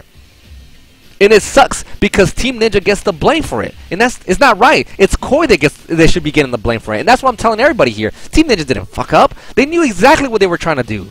They knew what we wanted overall. But they're like, damn, we can't do it, but we can do another square. You know what I'm saying?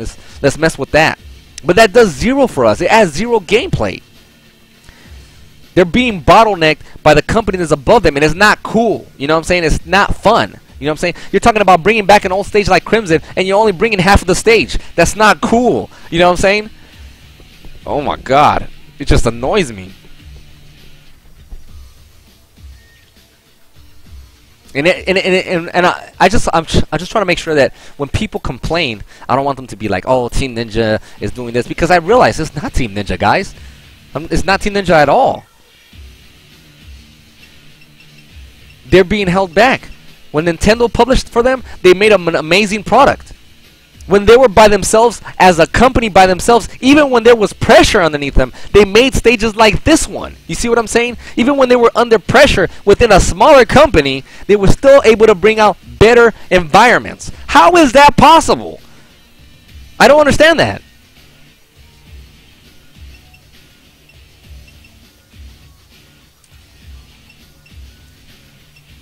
And I'm going to show you something here. And this is just so you guys can understand how I understand design overall. Irigaki wasn't somebody that said, you know what, I want this game to be completely random. He didn't say that. He just didn't understand that, you know, when he sped up, when he made holding so fast, that would affect, not fast, I want to say, when he kept holding at the same speed and the opportunity to hold at any time for the most part, unless he got like sat down, it became an issue because throws became slower, and when throws became slower, it became harder to punish. So he didn't understand that overall concept. But it's okay, you know.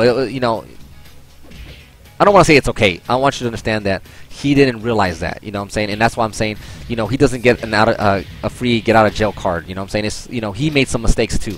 But the overall design of these stages, they're important. And I want you guys to understand that I understand these designs as a player, competitive player, and as a fan of the game. Now, this stage obviously knows. This stage, anybody that's playing on the stage knows that there's a cheetah in this stage, right? And I didn't disable the cheetah. There is a cheetah in this stage, which, by the way, Irigaki added the opportunity to take out danger zones, which is the first time ever. Anybody have an idea right now? I want to see if anybody can answer this question in the chat. Does anybody know why we have not been struck by a cheetah right now? Does anybody know why?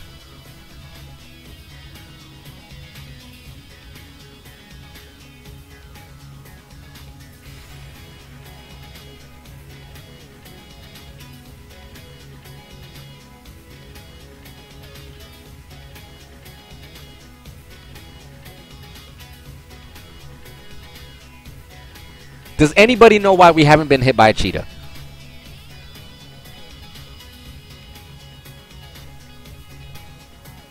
There's a design to it, guys. There's a design to why I haven't been hit by a cheetah.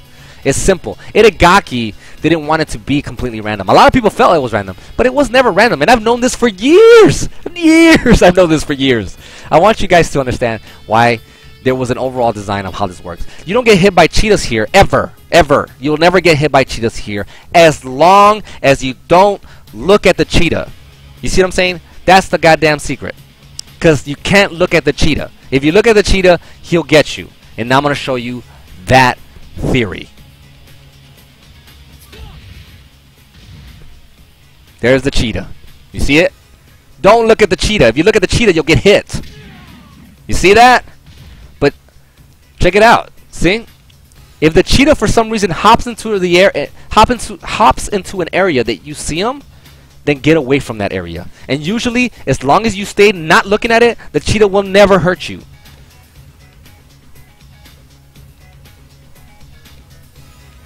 You see? The cheetah hit me once. Where's the cheetah now? As long as I don't look at him, he's fine. I can look at this rock, which he always jumps on. I can look at this rock, which he always jumps on. I can look at this rock. But if I look over here, then I'm in some shit. You see what I'm saying? That's how it works. It wasn't random. There was some subtle level of strategy. Some of you guys will be like, well, you can't control the cheetah. Well, you can't control where it's going to go to, but you can control when it's going to come out. And then you can strategize from there. Because if you try to grab somebody, watch, check this out. If I grab somebody while the cheetah's doing its thing, check this out. Then it's not as bad. I get a combo. You see? There was strategy there. You just didn't know it.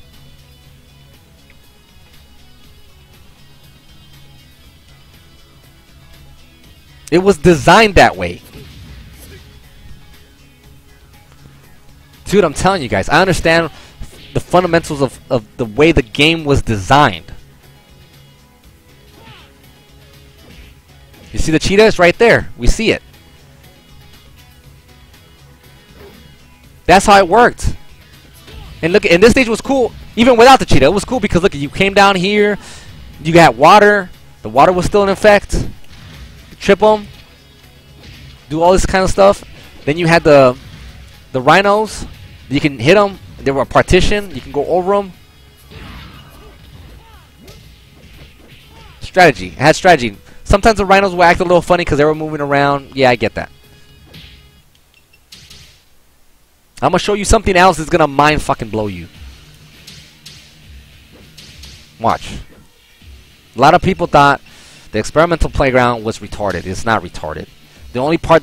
I'll tell you right now, the most retarded part of experimental playground is the fucking trees. The trees are the dumbest part of this stage because it fucks with everybody's combos.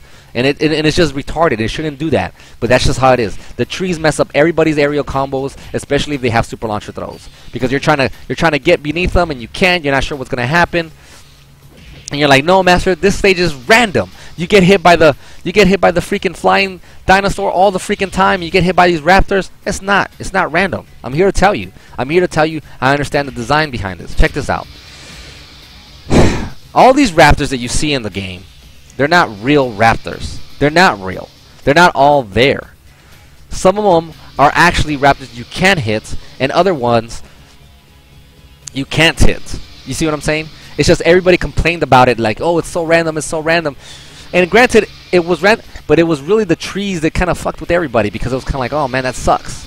You know what I'm saying? And you had to deal with these different trees and different ricochet effects because you're not sure where they were going to get hit to. You know what I mean? Your combos would cut up short, especially if you had a combo that like ended up hitting the wall and you're like, oh, I didn't expect it to hit the wall there. And sometimes it did hit the wall, sometimes it didn't hit the wall, so you were confused. So anyway, the raptors were not real. So I'm going to tell you exactly how this works. The raptor that's right in front of us right now is a real raptor. I'm here to tell you that. Check this out. You see how I jumped over him? I wasn't even supposed to jump over him, but it happened. He's a real raptor. You see that? So I can hit somebody into him. That's a real raptor. I'm going to show you a fake raptor. That's a fake raptor right there. You see the fake raptor in the background? That's a fake one. That's not a real. There's nothing I can do in this game that'll make me hit that raptor. I'm gonna show it to you right now. I'm chasing him. There he goes. You see him? Nothing in the game that I can do that'll hit that raptor. Nothing. There's nothing ever. You see that? He went off somewhere else now. This one right here is a real raptor. It's not the same raptor. The other one went to the background. Check this out. You see that? If you studied the game, you would know how these raptors worked. You know what I'm saying? And you understood the design behind them. There's no way if you had that many fucking raptors, are you crazy? If all those raptors were able to be hit, it would be nuts. It'd be insane.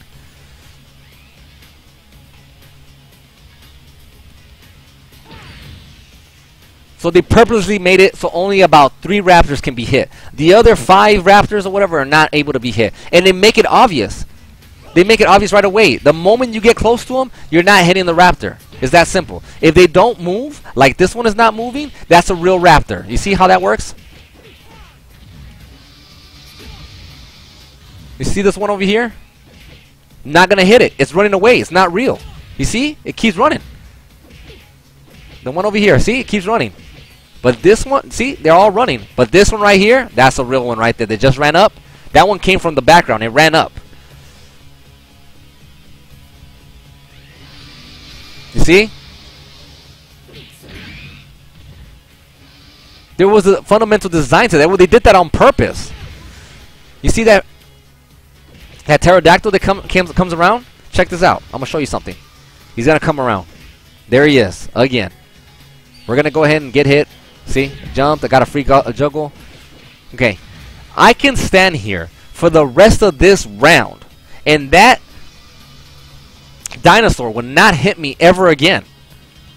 The pterodactyl will not come out ever again. I can sit here forever and it'll never hit me again. Ever. You see this? I can look at this background. I can look at that background. It doesn't fucking matter. As long as it's the same round, you're not seeing that pterodactyl coming out. You see what I'm saying? That's it. There's no more. You only get one. You don't get more than one.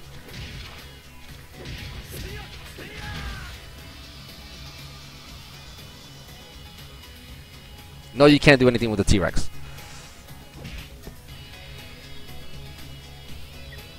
You see? We're still here. Where's the pterodactyl? It's gone. That's it. You only get one. It wasn't random. It's like, oh man, I'm constantly getting hit by pterodactyls.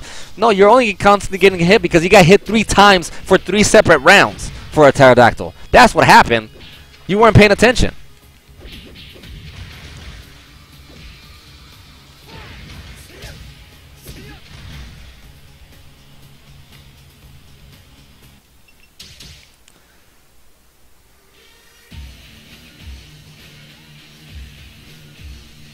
I'm gonna show you another stage. These are, you know, designs to the game. I'm telling you. Check this out. Gambler's Paradise, one of my favorite stages in this game. Gambler's Paradise is a really cool stage. It had water. You see water right there? They're kind of like drops right there. You can trip somebody there. There's water. See what I'm saying? But out here, there's no water because you can tell it's dry. You know what I'm saying? You keep moving forward, there's water again. You see what I'm saying? That's how it worked. Now check this out. You see all those cars over there on the other side? I mean, please confirm in the chat if you guys see these cars. You see how there's so many cars? You see that there's a cop driving by, there's another cop driving by, there's more cars. They just keep coming out. They just keep coming out.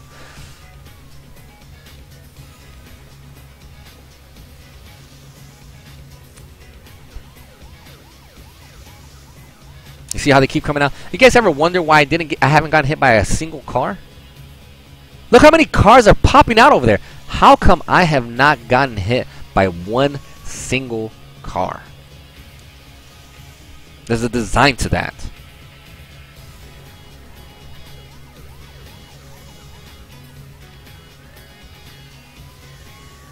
There's a design to that. The design is very similar to the cheetah. If you're not looking at the car will never come out. And that's how it works. You see, I'm looking that way. It was designed that way. So if I go this way now, guess what? A car will come out just like clockwork. Give it about another 5 seconds.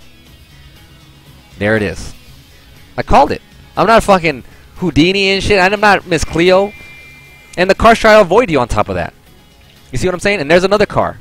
And they'll keep coming out constantly. Another car after another car and after another car. And usually it's just one car at a time. They hardly ever release 2. It's usually just one car at a time. You see? And there's another one. And they keep coming out. they'll keep coming out. See, there's another one. See how that works? But notice on the other side of the map, there's no cars going over there anymore. There's none. None of them are coming out anymore. So, and there's a design to that because overall, they didn't want you to go from one car to the next car. And although it can happen, it was rare for it to happen. You know what I'm saying?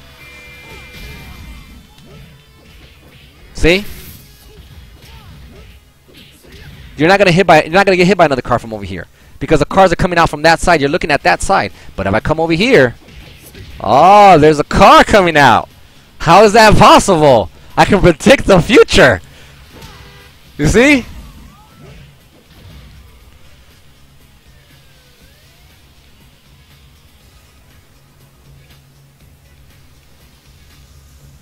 That's how it worked. That was the design. The game was not random like that.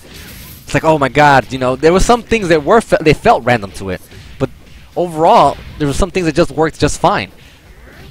The cars were perfect, and I'm gonna show you something. Check this out. This stage I felt should have been expanded upon, and I think they ran out of time. You see that little alleyway in the background? I felt like that was gonna be a part of this stage, and I say that only because it's symmetrical to the other side. I'm gonna come over here.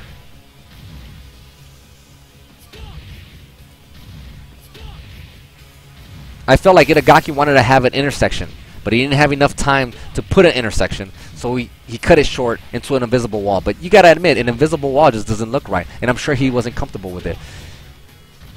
But right there's another intersection. There's two intersections, one on that side, one on that side, and there's an alleyway right there. I would not doubt it if he intended to have it go to the alleyway, but he ran out of time and couldn't get it done. You see what I'm saying? Why would they put so many letters in the background that I can't even read? Why would they put them in the background right there? It's the same thing with the other area.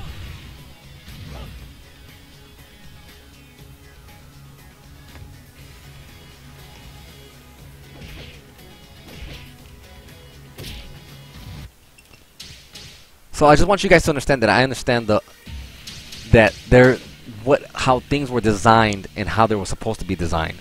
You know, I can understand why things went the way they did, and even with Irigaki, I can tell that there's certain, not necessarily shortcuts, but you can tell that there's some parts where it feels like he was cut short on time. You know what I'm saying?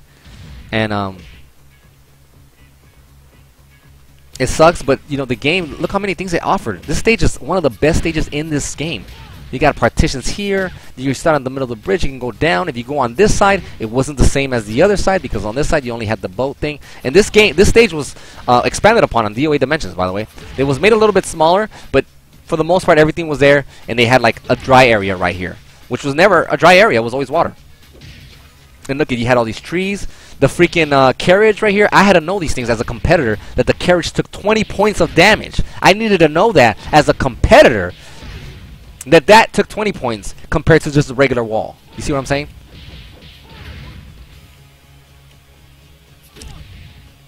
I needed to know that some of these trees would take more than 10 points. That one would take 10, and I think this one took 20 or something like that. It wasn't that one. It was this one. See?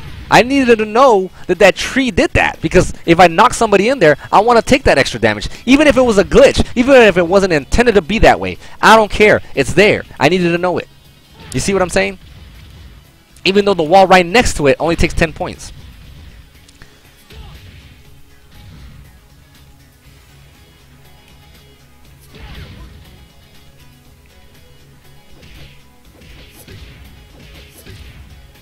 Now, there was some bad parts in this stage, because there was a thing where you can go like this. Check this out.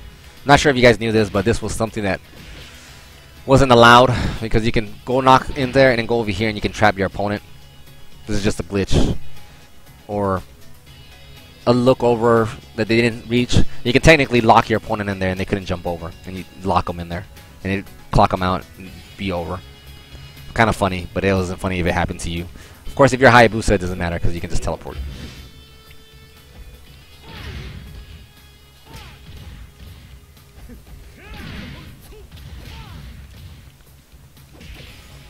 So there was a lot of different things in the stage where you took extra damage. Those lamps up there that I just missed when I came down here, those lamps take 20 points as well.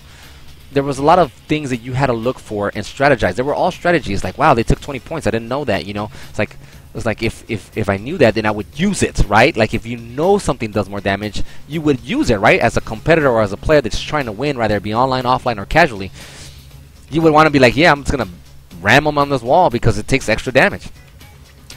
And look how he did. Look how Irigaki did this bottom part. He added a partition on this side. Why didn't he not just copy and paste? Why didn't he just cut off this part like some of the DOA 5 stages? Why didn't he just say, you know what, I'm not going to add another part because it's going to be the same thing? No, he added another part and added a partition to it. So there was strategy to this part of the stage. You see what I'm saying? So it's kind of like, okay, if you land on this side, you at least get a partition. If you land on the other side, you don't get shit. But hey, that's the choice you have to make strategically.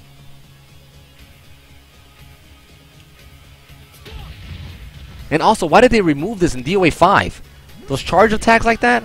Why did they do that? Like, why didn't they leave the dust there? Look at that. That's awesome. They could have left it for that. In fact, that animation of the dust looks different from the dust for the power blow. They could have left the same animation. And look at his hair. That's some freaking Dragon Ball Z stuff right there. I remember the first time I charged it, I was like, let me see. And I was like, oh my god, they totally did it. Why did they do that? I don't get it. And then on water, they do it too. Like, the water splashes. Look at that. How come we don't have water splashing in our game? I don't understand that. That thing was gangster. It made it feel powerful. It made it feel like, damn, you just got hit with some shit.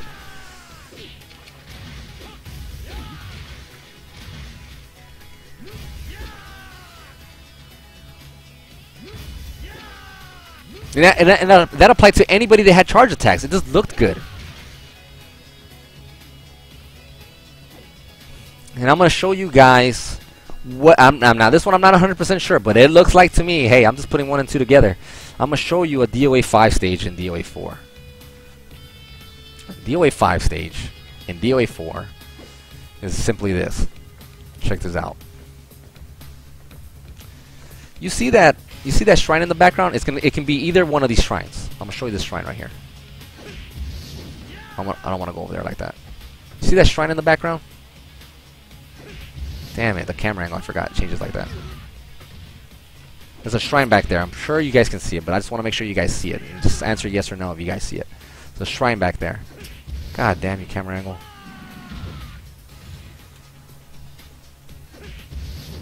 Hold on, let me switch angles. Usually the camera doesn't do it if I switch angles.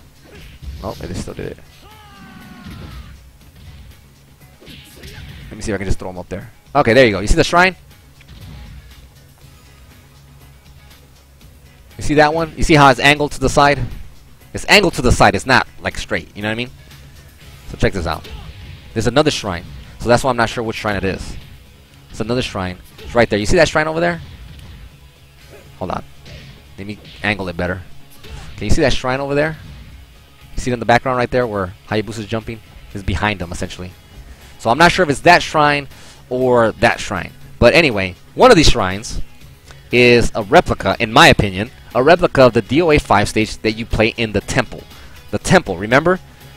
Those stages, that right there, and guess that wall behind me right there? You see that wall that's right behind me? That little square box area? You see those freaking cherry blossom trees that are on both sides of this fucking square? Don't tell me that's not temple. That's temple right there. You kidding me? It took a piece of the stage and they said, you know what, we'll take this little square and we'll make a different stage. And there's the tree probably in the corner. That's DOA 5 stage right there, guys.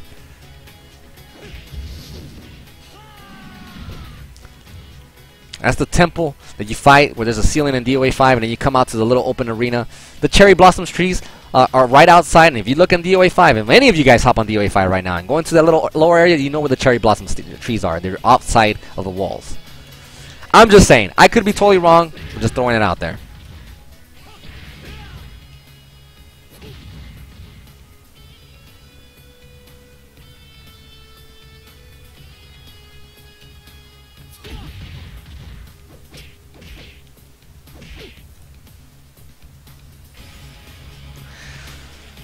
Anyway, I'm going to back out one last time. And I'm going to try to wrap this up. I want you to understand that overall, I just don't like the fact that Team Ninja as a development team, as a talented development team, is being held back. You see what I'm saying? And their designs and stuff like that, like partitions. How come you can't go back and forth in partitions like originally, like Irigaki did it? Like, that doesn't make any sense. Did I hit A by accident? Yeah, I sure did.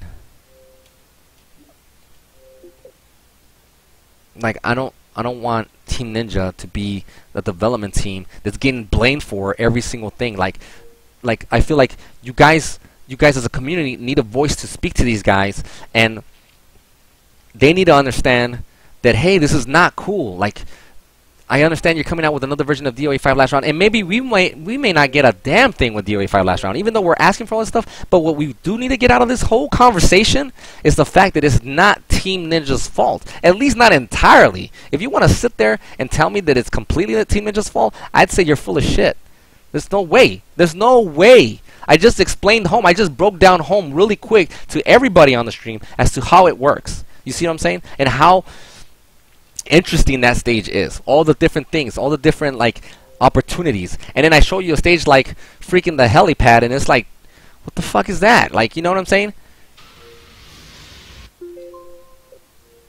Whenever, and I don't want to hear that, and this is the reason why I compare Tecmo when it was an older company, when it was a smaller company. I don't want to hear like, oh, Koei is not as huge as whatever XYZ company. Well, it's definitely bigger than what Tecmo used to be. I'll tell you that. It's not smaller. If it was smaller, then it wouldn't have bought it out. You see what I'm saying? It's a bigger company. I'm not trying to hear, oh man, they have less money now. No, they can't have less money. How? And I think it's freaking sick and disgusting that they think that, you know, Team Ninja is okay to get all the blame. No, it's not cool at all. I think that's some bullshit that Team Ninja is getting a bad rap because they're being bottlenecked on all the information that they're trying to give out, and they can't give it out because they're just kind of like, okay, I want to do this stage, I want to add that, I want to add this, but I can't because I'm being held back. So to me, it's like, whenever you ask for something, even though you ask Team Ninja, you might as well ask Koei too, and let them know that it's not cool to hold a developer back. I think it's bullshit that any other company can hold a development team back, a talented development team back, from doing their work. You know what I'm saying? I understand that there's deadlines, I understand that there's budgets, but how is it that the company, when it was smaller, was able to meet still good deadlines and still able to put out a really solid product? I want to know that. How does that work then and not work now when you have more of the company? There's a bigger company.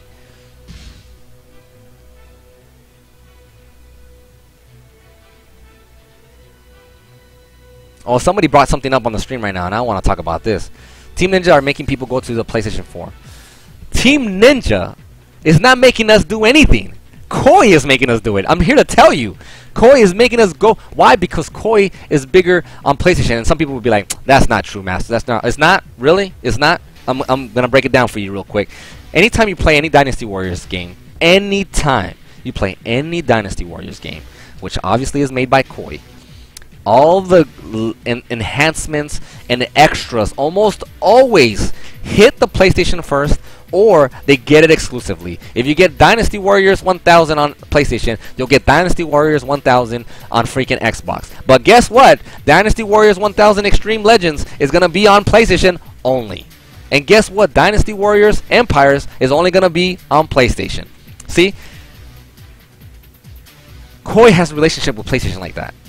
Or they feel like they do, or they feel like they should stick with PlayStation because it's a Japanese product. I don't fucking know. I'm just telling you that that's how it is. You know what I'm saying? And since now they're part of the same company, it's forcing a lot of DOA players. They came through Xbox. They've been raised through Xbox because the series went that route, and now they're making some of the features more compatible with PlayStation, and because of other things, because you know the way certain things, mechanics of the Xbox, and the way the things work. And I can understand that, but still, overall, all the time is being promoted more with PlayStation.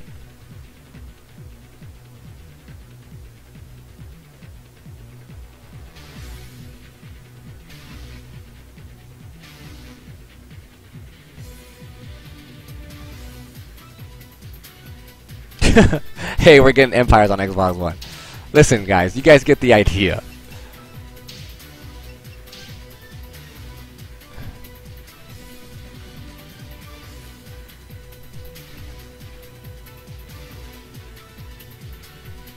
And that's another thing.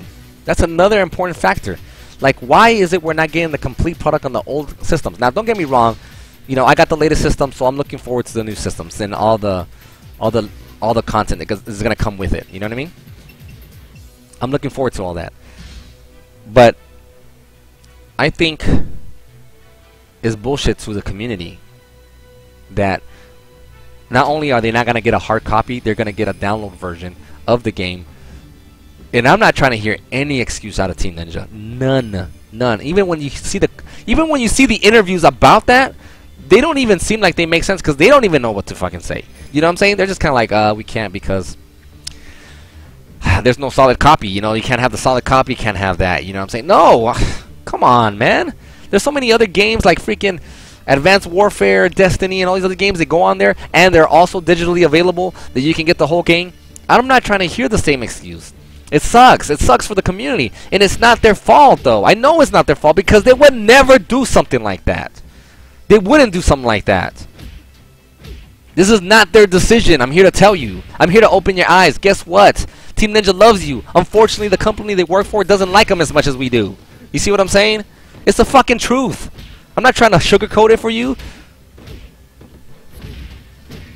And I'm mad about it because it's like they're a talented team and they're being held back. They don't get to show everything they can do. They don't get to show a bunch of stages like Scramble here. You see what I'm saying?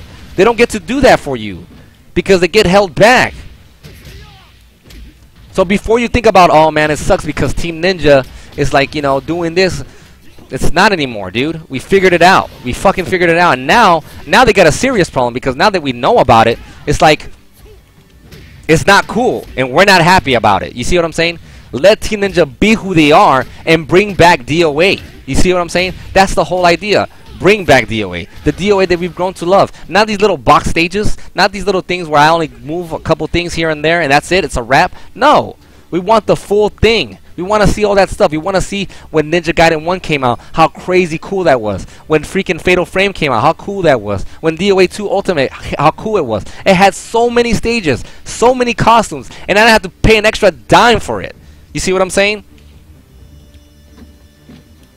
And the company, at least to some extent, should take some of the blame that we're trying to put on Team Ninja because Team Ninja is not 100% responsible for this bullshit that happens. And the fact that you have to get one of the most decorated players in the community to come on here and talk about it is some freaking dumb shit. Like, why do I have to come out here? Like, that doesn't make any sense. Like, I shouldn't have to do shit like this. Like, I have to call you out? Like me? The person that loves you the most? Like, this is ridiculous, man. I'm so pissed about it. But I want you guys to know I'm passionate about it. And I love the team. And I love a lot of people that are on it. I just don't agree with the decisions that they not necessarily make, but that have somebody else say, no, you can't do that. You see what I'm saying?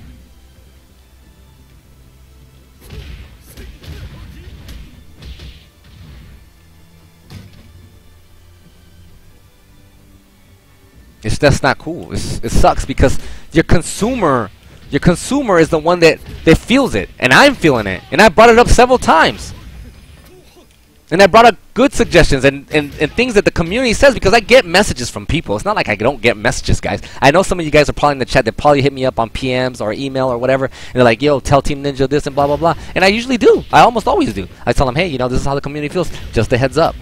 You know what I'm saying? And I don't get paid a single dime for that. I tell them, hey, you know.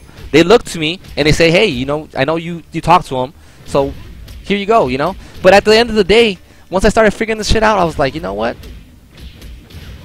Their hands are tied. They're tied by the people above them. And I feel like the community, to some extent, can at least be heard on Twitter or on Facebook and let them know, like, hey, have you checked this stream out, motherfuckers? Do you guys know that this shit is happening? Like, this is real. This is not, we're not making this shit up. You know what I'm saying? Like, this is going on right now. So, what the hell's going on? Are you going to let Team Ninja do what they do best? Or are you going to keep doing the same crap? You know what I mean? I'm not here to damage Team Ninja. I love them. I want them to continue to succeed. I want them to continue to show great products like they've always shown. And I think they still have it. I think Hayashi still has it. I think Shimbori still has it. I understand Irigaki's not with the company. We're beyond that now. You know what I'm saying?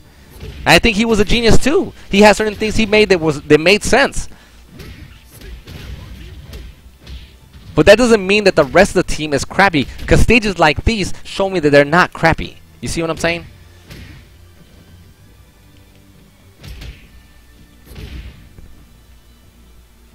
And for Team Ninja to get all the blame, it's just bullshit. It's just not cool. I don't think it's right. At first, I used to be the same way too. I'm like, hey, you guys, I wanted to choke these guys sometimes. Not literally, but I just wanted to shake them. You know what I'm saying? I was like, dude, you're not getting the message, dude. I just want to shake you so bad so you can get it. It's like, it's hurting. And to some extent, they're just like, no, we hear you, man. We hear you. We feel your passion and all that stuff. And that's cool. But sometimes I'm just kind of like, if you guys hear me, then who the fuck is covering your ears? Who's brainwashing you? This is not Team Ninja quality here. You guys know that. You guys should know that. The community knows that. Koei is messing with our development team. And it just... Team Ninja was a development team that had so much leg room, so much arm room. And now it's a development team that doesn't even have fucking legs. It's freaking crawling to try to show you what it can do with just crawling. You see what I'm saying? It's not cool. It's not fair to them. How are you gonna hold that team to the same standard and give them less to work with? Hey, here you go. I want you to do this. I need you to go across the field and do all this stuff. It's like, you just took my legs. What the fuck you want me to do? Well, crawl, motherfucker. Do something. You see what I'm saying? Like, it's not cool. You can't say that.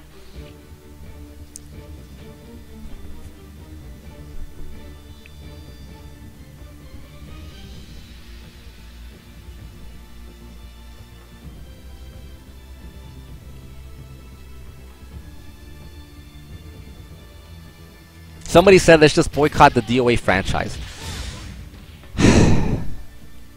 Trust me, I thought when I came into this conversation with the community and bringing a voice for you guys and making sure everybody can, you know, get representation. And I'm not trying to disrespect anybody or the team or the company or anything like that, but I want them to understand the frustration with their consumers. You know what I'm saying? If I'm always like, well, you know what, guys, it's just not fair, you know? I think they should really consider. They don't care if they don't hear it. You gotta fucking put it in their face and tell them, hey, this shit is ugly. It's not cool. You think it's fun? It's not. It's horrible. It's a horrible game plan. And blame it on somebody else. That makes me sick. You see what I'm saying? And I knew from the very beginning that this wasn't a conversation that I was like, oh yeah, we're gonna fucking change the world. No, I knew exactly what each angle as to how it was gonna go. And boycotting the Dead or Alive franchise, you could, but it's a jacked up situation because you're really not helping the development team either. You see what I'm saying? And I'm not saying go buy every single DOA game to save the development team. I'm not saying that either. You know what I'm saying? A good product is a good product, and if it's good, people are gonna buy it. But don't try to, what do you call it? Don't boycott the DOA franchise because of somebody else's decision. You see what I'm saying? It's not about boycotting them. I think it's most important about informing other players and other people in the community. You know, people that love drawing DOA, they love drawing Kasumi. I know, like, I'll tell you right now, Venus loves to draw Kasumi and all these little anime characters. She loves doing it. She does it for fun. She likes it. She's a fan of the series. She likes doing it. Those people and the people that go to tournaments, people that fight and play for money and try to get their name known, those guys, talk to those guys. Let them know. Be like, hey, Team Ninja is being held back. And it's jacked up because they're in a situation where we're trying to make Koei understand that this team, in the West at least, has a strong following. And although they don't follow the same formula as, you know, the Warriors franchise or whatever, the formula that they have works over here. And I can tell you that because of games like DOA 2, 3, Ultimate, and even 4. And games like Ninja Gaiden 1 and 2. When there's time spent on them, and even when they're rushed, they're still good. Like, this game is like being rushed, and it's like, okay, I think I got an idea what they were trying to do. You know what I mean? It's to inform the company. That's what you want to do. You want to get all those fans and let them know. Be like, hey, it's not cool that you're holding Team Ninja back. Because it's not. It's not fair to them. They got to figure out something so quickly. It's just like... And they do small increments with DOA. You know, like I said, I like getting a new DOA all the time. Or good patches or whatever, balancing. And I like costumes too and all that stuff. It's cool. Continue doing that. But to skimp out on stages... is going to be it's a bad formula. You can't talk about blockbuster stages and have an old game that's 10 years old be more blockbuster than the stages you got here. That shit sounds stupid. It sounds stupid.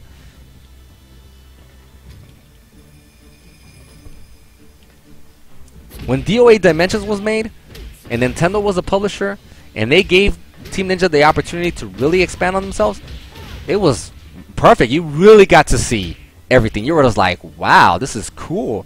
I mean, I know it was on a mobile, you know, it was on a portable, but man, you got to see like, wow, this is fun. Like, you know, there was, you know, it needs its own little tweaks, but it was cool. The stages were so good and expanded upon. And it's the same here. You don't have to bring back the old stages if you don't want to, but if you bring new stages, bring something that makes it feel welcoming, that makes it feel like, damn. And don't tell me that, you know, or other players like, oh man, you guys don't really know what you want or whatever. It's like, I'm telling you, I know exactly what's going on and what this game needs and what the community wants. It doesn't want the same little quick patches here. You know what I'm saying? Don't get me wrong. Again, I like costumes and all that. And the same with the costumes. Even the people that love the swimsuits, they're getting tired of it. They're like, okay, I kind of bought all the swimsuits already. I'm kind of tired of buying swimsuits. You know what I'm saying? Even they're tired of it. If you're going to do that many swimsuits, then you make another DOA Extreme Series, and you make it for that, because that's what it was for. It was for a vacation of fighting. If you want fighting, you come to DOA, you put the gloves on, and you knock somebody the fuck out. That's what happens. You don't put a fucking swimsuit on all the time. And again, it's okay. You can have your costumes, but... when it comes to the point when even the people that have the swimsuits are getting tired, you got a serious issue. You know what I'm saying? It's not good.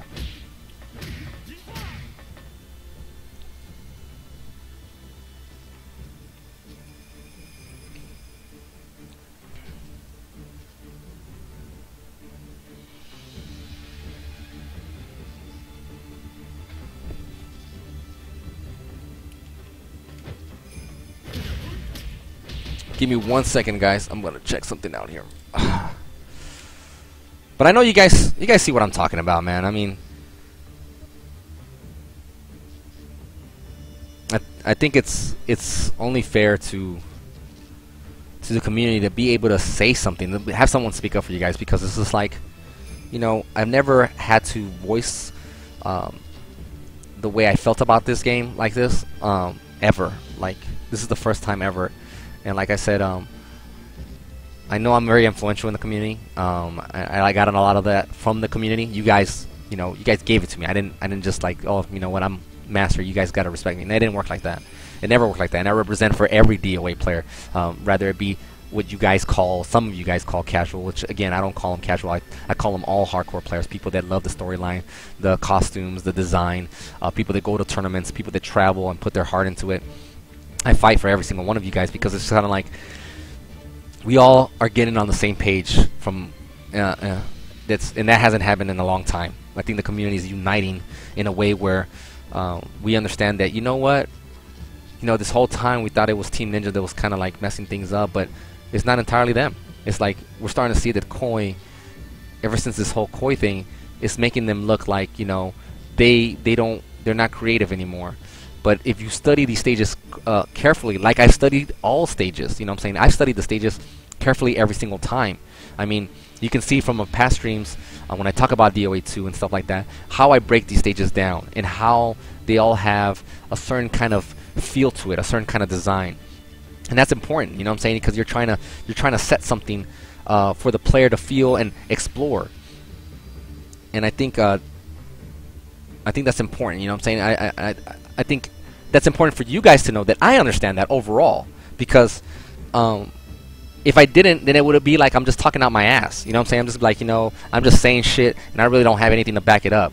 But the difference here is that I can back it up, and I just explained it to you. I just broke down home for you guys, and I just broke down the freaking temple on mountain or whatever it's called for DOA 4. I showed you the potential that that stage was going to have, the design behind it, and how it was going to work. If it wasn't going to be that way, why would it even be designed that way? Think about it. Why would you even waste the energy to go that route when you can easily just put a wall and it's a wrap? You see what I'm saying? Why even bother doing that? So I want you guys to understand that I understand the design behind stages